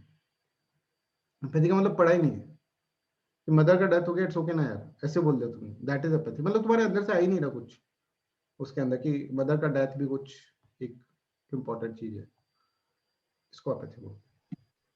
तो जो बच्चे को परमिसिव पेरेंटिंग है, जिसके पेरेंट्स ने कभी हमेशा एपैथेटिक एटीट्यूड दिखाया कि वो भागता भागता है कि मम्मी मैं पास हो गया, मम्मी को कुछ पढ़ा नहीं है, तो that person will generate or inculcate the value system that is known as apathy. Neglective दिखा उसको तो हमेशा नेग्लेक्टिव रहेगा। I think Amir want to ask something. Amir? Hello, am I audible, sir? हाँ, you are completely audible. Please let me know. Sir, as a civil servant, is it necessary to remain empathetic and sympathetic always? No. ठीक है, there is a one topic that is emotional intelligent. Emotional intelligence, उसके अंदर अपन इस चीज को हमेशा अच्छे से पढ़ेंगे। इमोशनल इंटेलिजेंस का मतलब क्या है? ऐसा नहीं कि आप हमेशा ही भावनाओं में बह गए, दैट इज नॉट राइट। कि when you have to remain the empathetic, when you have to remain the sympathetic, ये भी है, समझ रहे? तो there is one more topic, because ये सब चीजें क्या है, आप ये देख रहे होंगे हर टॉपिक कहीं ना कहीं से इंटरलिंक है। जब किसी ने मेरे से पूछा था कि सर बिलीफ्स कैसे जनरेट होते हैं, मैंने कहा बच्चों अभी रुको, सोशलाइजेशन में पढ़ेंगे। समझ में आ रहा है? तो हर टॉपिक हर एक से लिंक है, वो एक स्टेप वाइज आपको पढ़ा रहे हैं। आज मैंने तुमको ये पढ़ा दिया कि वैल्यू सिस्टम ऐसा ऐसा होता है, तो आपको कैसा रहना है, emotional intelligence is there for that. समझ? बहुत अच्छे से डिजाइन करा जाता है सिविल सर्विसेज का सिलेबस, पर तुम्हें उसको पढ़ना आना चाहिए। इसीलिए होता है सिविल सर्विसेज सिलेबस को 10 बार पढ़ो, तुम 20 बार भी पढ़ लोगे तो भी नहीं समझ पाओगे इसके बारे में, जब तक तुम सब्जेक्ट के अंदर इस तरह। इसलिए मैं स्टार्टिंग में तुमको किसी भी सब्जेक्ट के अंदर स्टार्टिंग में सिलेबस नहीं बताता हूँ। क्यों नहीं बताता हूँ? इसीलिए नहीं बताता हूँ, अपने आप समझो।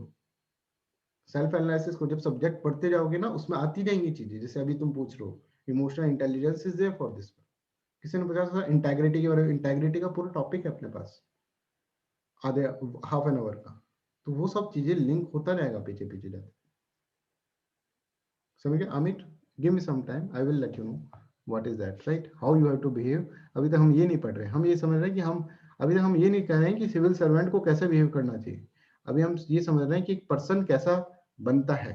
ठीक है, पर्सन के अंदर क्या है, मोरल्स क्या होता है, वैल्यूज क्या होता है, ठीक है, कि ये क्या होता है, एटीट्यूड क्या होता है। अभी हमने ये नहीं देखा कि हमको कैसा एटीट्यूड करना चाहिए अपना, ये नहीं, अभी तुम्हारा सिर्फ बेस क्लियर कर रहे हैं।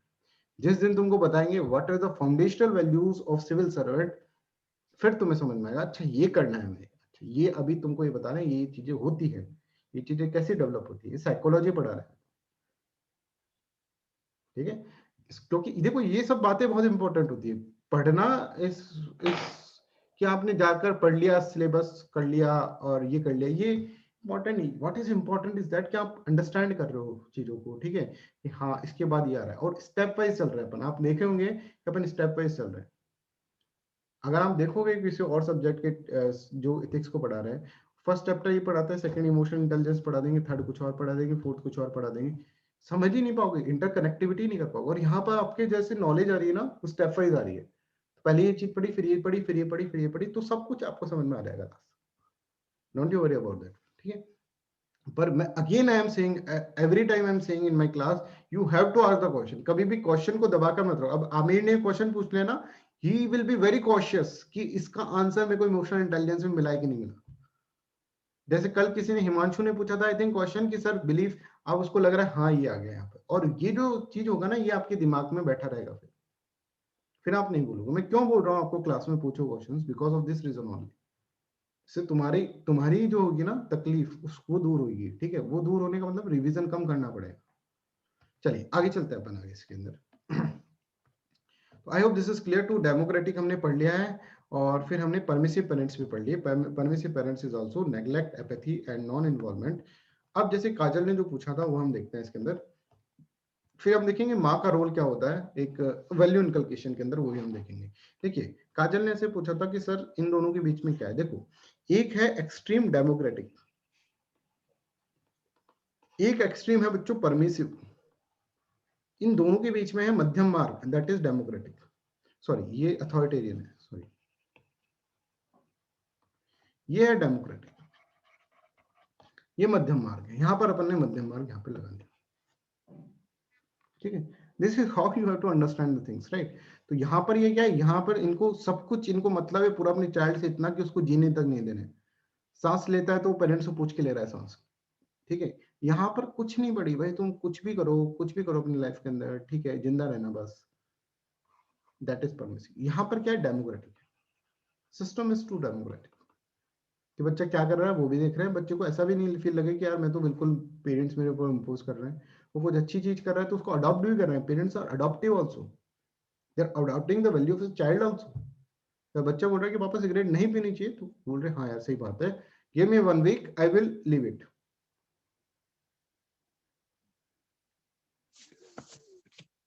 This kind of system is very much required in the system, right. ये आप इसके अंदर समझेंगे, राइट। अब देखिए कोई भी पेरेंट है ना, ऐसा नहीं हो सकता कि हमेशा ही पेरेंट अथॉरिटेरियन रहे। कभी कभार आप देखेंगे शेड्स दिखती हैं पेरेंट्स के अंदर, कभी अथॉरिटेरियन दिखते हैं, ठीक है, पर हमको याद अथॉरिटेरियन ही रह जाता है, ठीक है, क्योंकि उसमें मार पड़ती है तो वो अपने ऊपर ज्यादा इम्पैक्ट छोड़ देती है, राइट। कभी होता है डेमोक्रेटिक हो रहे हैं पेरेंट्स, कभी परमिसिव हो रहे हैं, ऐसा होता रहता है, ठीक है। बट जब हम पढ़ रहे हैं तब हमको अलग अलग चीजें पढ़ना पड़ता है, राइट। तो ऐसा है। लास्ट में अपन यही समझ सकते हैं, एक चीज तो आपको समझना है कि किसी, कोई भी पेरेंट अपने जो होता है ना बेटे का, कभी भी नुकसान नहीं करता है, ठीक है। हमेशा वो कुछ गलत कर देता होगा, बट दैट इज कि ऐसे जानकर कोई गलत नहीं करता है, ठीक है।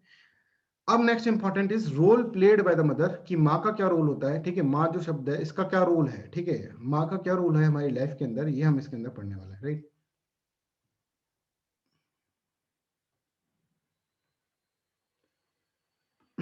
ठीक है। तो आई थिंक अब ये देखते हैं। देखिए माँ के अंदर क्या होता है कि बच्चे के एक अटैचमेंट टर्म होता है, ठीक है। अगर आपने देखा है कि जो सबसे पहला जो होता है ना, सबसे पहला जो इंटरेक्शन कर रहा है बच्चा, ठीक है, वो किसके साथ कर रहा है, माँ के साथ। कहाँ पे कर रहा है, माँ के साथ, जब वो वॉर्म में है। उस वक्त माँ क्या सोच रही है ना, ये देखो, ये मेडिकल साइंस के अंदर इसके ऊपर रिसर्च चलता है, और इसके पॉजिटिव, बहुत पॉजिटिव रिसर्च। क्या माँ सोच रही है उस वक्त, उसका इफेक्ट पड़ रहा है बच्चे पे।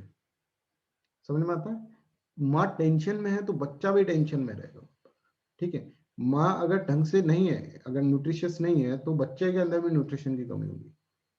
इसलिए बोलते हैं कि जब जब लेडी प्रेग्नेंट होती है तब उसका बहुत टेक केयर करना चाहिए, उसके लिए नहीं, उसके बच्चे के लिए। जैसे हमारे माइथोलॉजी के अंदर, अगेन महाभारत के अंदर एक ये है कि अभिमन्यु का कंसेप्ट है, अभिमन्यु, ठीक है, सबने सुना होगा अभिमन्यु के बारे में। तो अभिमन्यु के थ्रू क्या बताया जा रहा है कि व्हेन, जो बेटा होता है ना वो पेट में भी बातें को सीख लेता है। ऐसा नहीं कि उन्होंने जैसे अर्जुन को, द्रोणाचार्य एक युद्ध नीति बना रहे थे, ठीक है, कि चक्रव्यूह को कैसे तोड़ना चाहिए, वो सिर्फ अर्जुन को बताया था उन्होंने, द्रोणाचार्य ने। और उनको पता था, पांडव में किसी को नहीं पता ये चीज। अभिमन्यु ने उस वक्त पेट में बैठा बैठा सुन लिया, है ना। मतलब उस वक्त नहीं, जब वो अर्जुन ये इसको बता रहे थे, अर्जुन जब बता रहे थे अपनी वाइफ को, ठीक है, तो उस वक्त वो पेट में बैठे, उनकी वाइफ को नींद आ गई थी, वो सो गई है, उनको लग रहा है बोरिंग टॉपिक है भाई, सो गई वो, और बेटा अंदर क्षत्रिय भावनाओं के साथ सुन रहा है। और वहां से बच्चे के अंदर चक्रव्यूह कैसे तोड़ा जाए वो इनकलकेट हो गया सिस्टम। तो माँ के थ्रू जो उसने सुना, माँ के थ्रू जो उसने देखा, माँ के थ्रू जो उसने स्मेल करा, माँ के थ्रू जो उसने जो भी चीजें उसने देखी सुनी, ठीक है, स्मेल करी, ठीक है, कुछ टच हुआ माँ को, उसको इस तरह से वो सब चीजें बच्चों को इफेक्ट कर रहा है। इसका इस मैथोलॉजी का मतलब यही है कि जो बच्चा होता है ना वो पेट में ही इंफॉर्मेशन लेने चला जाता है। हाँ बहुत टेंशन में है, ठीक है, रोज रोज लड़ाई करती है, तो बच्चा भी थोड़ा सा ऐसा ही रहेगा। समझ रहे हैं? इसलिए माँ जो पढ़ती है, समझती है, जो उसके दिमाग में चल रहा है वो डायरेक्टली लिंक्ड है। ये रिसर्च वर्क है, that has been done through the research work, ठीक है, और ये पाया गया है। माँ के साथ attachment that is very much important. माँ आपकी बहुत इंपॉर्टेंट है आपकी कैरेक्टर बिल्डिंग के अंदर, ठीक है। पिताजी से आपका इतना अच्छा रिलेशन नहीं होगा, माँ के साथ सभी क्लोज होते हैं। माँ को अपना बेटा सबसे अच्छा लगता है, ठीक है, चाहे कितना ही काला बेटा हो, ठीक है। तो जब वो बोलेंगे ना कि जैसे कृष्ण थे, सांवले थे, पर पसंद थे उनको, यशोदा को, कि मेरा बेटा काला है तो काला है, तेरी राधा गोरी है तो गोरी है। उसमें एक सॉन्ग भी है, ठीक है, राधा क्यों गोरी मैं क्यों काला, इससे बोलते हैं। तो उसको जस्टिफाई कर रही है कि बेटा तू काला है ना, तो ऐसा कोई दिक्कत नहीं है तेरे अंदर, मैं सोना राजा बेटा है, तो काला काला मत कर ग्वाला, काला जग उजियारा, तो जग का उजियारा है, तो सोच रहा है कि काला है तो पूरे जग को उजाला करना है, ठीक है। तो वो क्या है, माँ का अटैचमेंट है, ये समझो, दिस इज इंपॉर्टेंट थिंग। तो अटैचमेंट क्या होता है बच्चों, अगर हम देखें attachment is of two type, एक सिक्योर अटैचमेंट होता है, एक इनसिक्योर अटैचमेंट होता है। सिक्योर अटैचमेंट का मतलब क्या है, जब भी बच्चे को नीड है माँ की, तो माँ इज देयर विद हिम। बच्चा रोया नहीं कि माँ आ गई, ठीक है, बच्चे को कुछ भी परेशानी है, माँ आ गई, तो ये सिक्योर अटैचमेंट फॉर्म होगा। इसके अंदर बच्चे को इनसिक्योरिटी की फीलिंग नहीं डेवलप होनी दी माँ ने। इनसिक्योर का मतलब क्या है, बच्चा रो रहा है, ठीक है, माँ को मतलब नहीं है, माँ ने कह दिया कि किसी को रख लेते हैं, किसी मेड को रख लेते हैं, वो संभाल लेगी बच्चे को। माँ से अटैचमेंट ही नहीं हो रहा, सिक्योर इनसिक्योर है, मतलब डिमांडिंगनेस और रिवार्डिंगनेस नहीं हो पा रही है। On the demand mother is not there, ठीक है, तो वो इनसिक्योर अटैचमेंट हो। ऐसे लिखना है आपको, ये सब ऐसे कहानी नहीं है, सब लिखना है, ठीक है। तो देखो अटैचमेंट क्या होता है, attachment is based on the demandingness and rewardingness of mother. Attachment can be secure and insecure on the basis of demandingness and rewardingness, मतलब कि जब उसको चाहिए आपने संभाल लिया, रिवार्ड करना बच्चे को क्या है, मान लो अपने सुना संभाल लिया। On the demand mother is providing in the services, कि बेटे को भूख लगी है, बच्चे को भूख लगी है, तो मदर को पता चल गया है, उसने उसको खिला दिया कुछ। ऐसा नहीं बच्चा अलग घूम रहा है, रो रहा है, मदर अलग, क्या रोता ही रहता है पता नहीं सारे दिन भर, इसकी दिक्कत क्या, अरे भाई उसको भूख लग रही है, ठीक है, ये समझ में आना चाहिए। तो अगर उसका इस तरह से नेग्लेक्ट किया जाएगा, ठीक है, डिमांडिंगनेस और रिवार्डिंगनेस की डिग्री के ऊपर क्या होता है, दे आर टू अटैचमेंट्स, हम ऐसे बोल सकते हैं, they are two attachment, that is secure attachment and insecure attachment. And secure attachment के अंदर किस तरह की वैल्यू सिस्टम जनरेट होता है ये हम इसके अंदर समझेंगे, और इनसिक्योर अटैचमेंट के अंदर किस तरह का वैल्यू सिस्टम होता है ये हम इसके अंदर समझेंगे। और जिसके पास भी साइकोलॉजिकल ऑप्शन है, साइकोलॉजी ऑप्शनल है, और जो साइकोलॉजी ऑप्शन लिखता है उसके लिए आज का क्लास बहुत ही इंपॉर्टेंट है। ये पूरा का पूरा साइकोलॉजी वाला पार्ट ही हम पढ़ रहे हैं, ठीक है, क्योंकि मैं आपको बता रहा हूँ, क्योंकि मैंने साइकोलॉजी पढ़ा हुआ है ऑप्शन, मैंने कभी पढ़ा है नहीं साइकोलॉजी, तो ये सब चीजें मुझे पता है। फिलोसफी में पढ़ाता हूँ, बीएसआईआर में पढ़ाता हूँ, तो उसके अंदर तो मुझे सब कुछ पता है कि कहाँ पर क्या चीज है, ठीक है। ये सब चीजें टॉपिक्स जो हैं that is very very important, ठीक है। यहाँ से तुम्हारा मेच्योरिटी पता चलता है कि हाँ तुम कितना अच्छे से सब कुछ जानते हो, ज्ञानी हो तुम, ठीक है।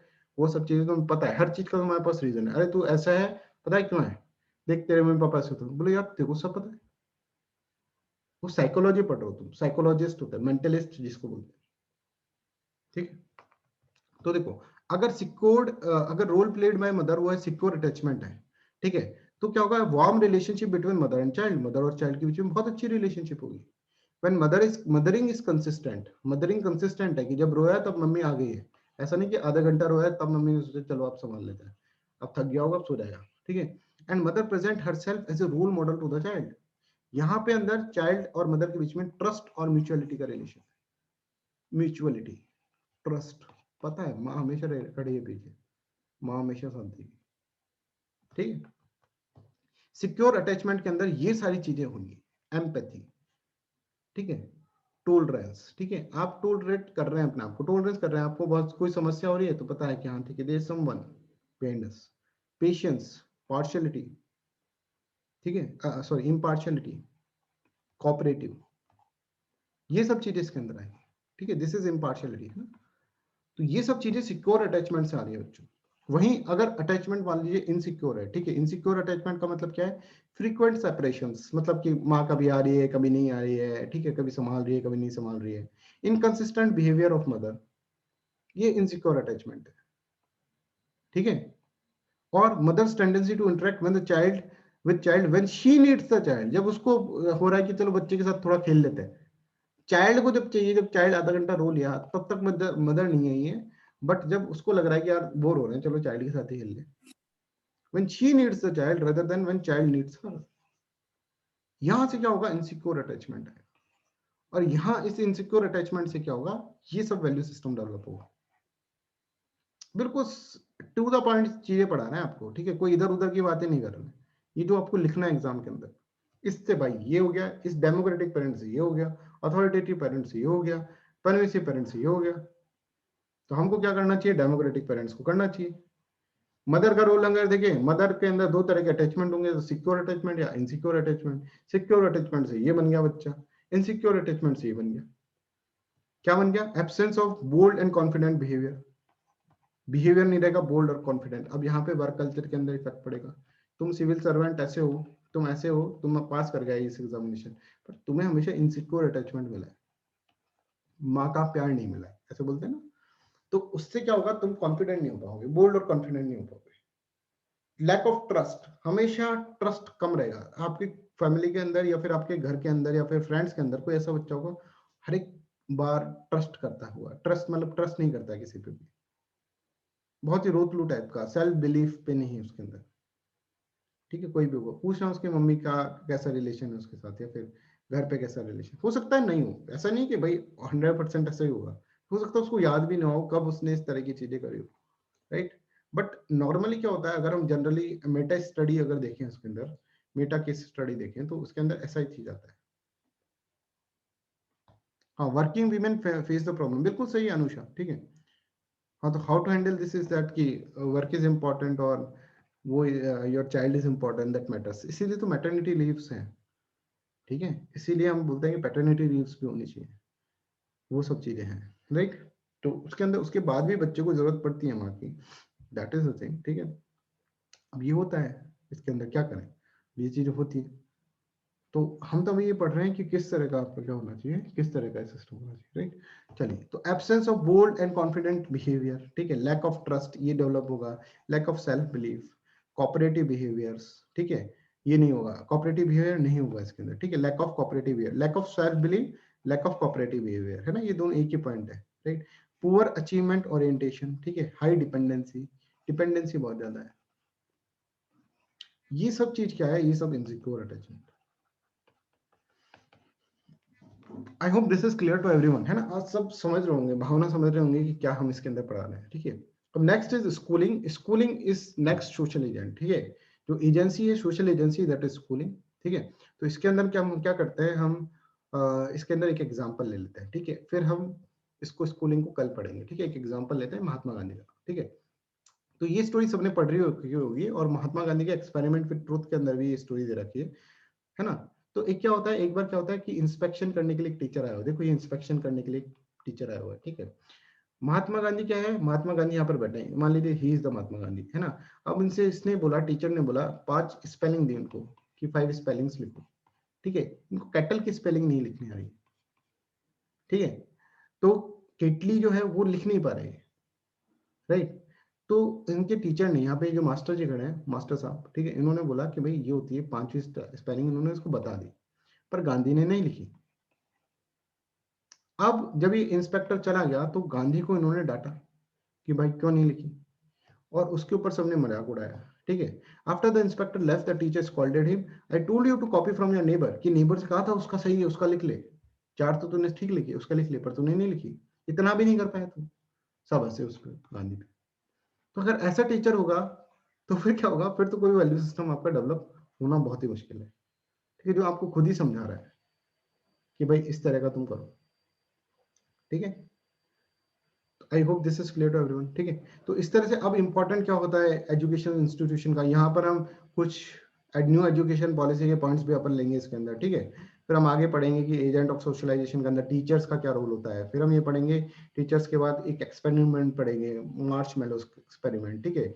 इसके बाद फिर हम ये पढ़ेंगे कि एजेंट ऑफ सोशलाइजेशन और क्या होता है, करिकुलम जो होता है उसका क्या इफेक्ट होता है, क्या न्यू एजुकेशन पॉलिसी के अंदर क्या दे रखा है ना। तो कॉम्प्रिहेंसिवली अपन को ये पढ़ना है, एक्स्ट्रा करिकुलर एक्टिविटीज क्या होती है, ये सब हम पढ़ेंगे, पीयर ग्रुप पढ़ेंगे फिर इसके बाद, ठीक है। इस तरह से आपको बहुत सारी चीजें इसके अंदर पढ़नी है, पर ये सब चीजें पढ़नी है ना, इन सब चीजों का एक सिस्टम होना चाहिए, ठीक है। तो मतलब एक सोच कर पढ़ रहे हैं अपन, एक स्टेप वाइज हम इसके अंदर चल रहे हैं बहुत, ठीक है। और आपके जो आंसर्स हैं वो जो भी माइंड में आ रहे हैं वो आगे जाकर आपका पूरा जब टॉपिक होगा ना वो खत्म हो जाएगा। But again I am saying, if you have any doubts, any queries regarding anything related to subject, please do contact with me. Please call me if you want to solve your queries at call, ठीक है। ये सब चीजें आपके लिए allowed है, ठीक है। Don't feel any type of hesitation. Be democratic in the class, ठीक है। Yes, Himanshu, you want to ask something? Himanshu. Sir जो अपना जैसे पाकिस्तान में जो टेररिस्ट कैंप में जैसा होता है ना, मतलब जैसे मोहम्मद का जो होता है उसमें, तो उसमें भी वो भी सोशलाइजेशन होगा क्या? मतलब जैसे उसमें टेररिस्ट को ट्रेनिंग दिया जाता है तो उनका पूरा माइंड चेंज हो जाता है। बिल्कुल, that is also socialization. That is मतलब also, वो निगेटिव पर्सपेक्टिव में हो जाएगा। हाँ, नेगेटिव पर्पस के हुए। पर हमारे को जब डेफिनेशन पूछा है सोशलाइजेशन, हम पॉजिटिव लिखेंगे। क्यों लिखेंगे पॉजिटिव? क्योंकि हमको पॉजिटिव क्रिएट करना है, हमको टेररिस्ट नहीं बनाना, सोसाइटी के अंदर ये करना है। पर हम जब ये बताएंगे फैमिली का क्या रोल है, तो हम इसमें पॉजिटिव नेगेटिव सब कुछ इस तरह से बताएंगे। हिमांशु, ठीक है, okay sir. Okay, anybody want to ask anything? चलिए, अच्छा, अब यहाँ पे अभी ऋषभ है। Rishabh, are you there? Rishabh, हाँ सर। ऋषभ आपने असाइनमेंट क्यों नहीं करा है? सर किया था मैंने, एक ही तो दिया था सर आपने। नहीं, अब जो कॉन्स्टिट्यूशनलिज्म का और डिओन्टोलॉजिकल एस्पेक्ट दिया था वो वाला करा आपने? सर मैंने देखा है, ग्रुप में डाला सर आपने? हाँ, ग्रुप में डाला, बच्चों ने करा भी है, भेजा भी है। अब मैं भेजता हूँ, मैंने देखा ही नहीं। देखिए, आप कल आए नहीं थे क्लास के अंदर शायद, है ना? कल क्लास में भी नहीं थे आप ऋषभ? हाँ सर, कल वाला क्लास नहीं गया। नहीं गया ना?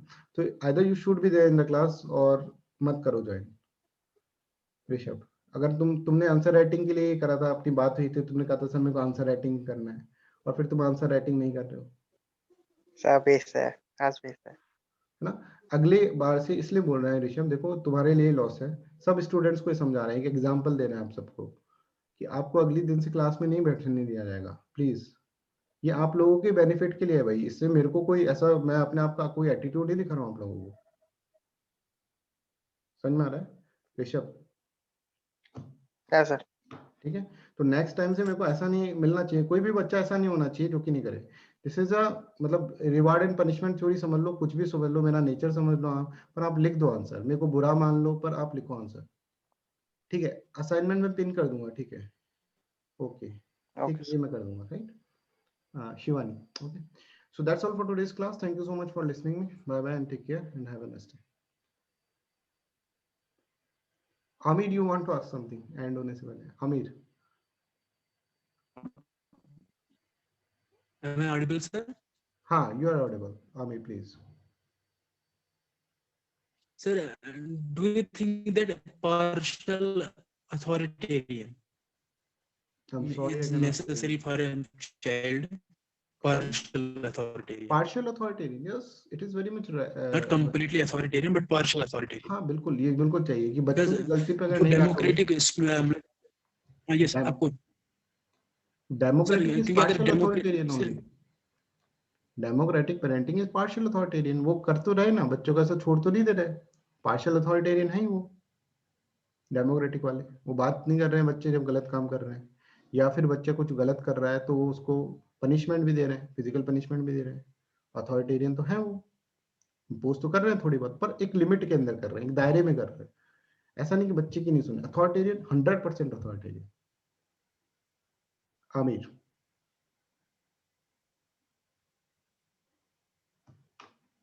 Amir, am I audible? got it. Okay, चलिए, fine, Thank you, so much. thank you, sir.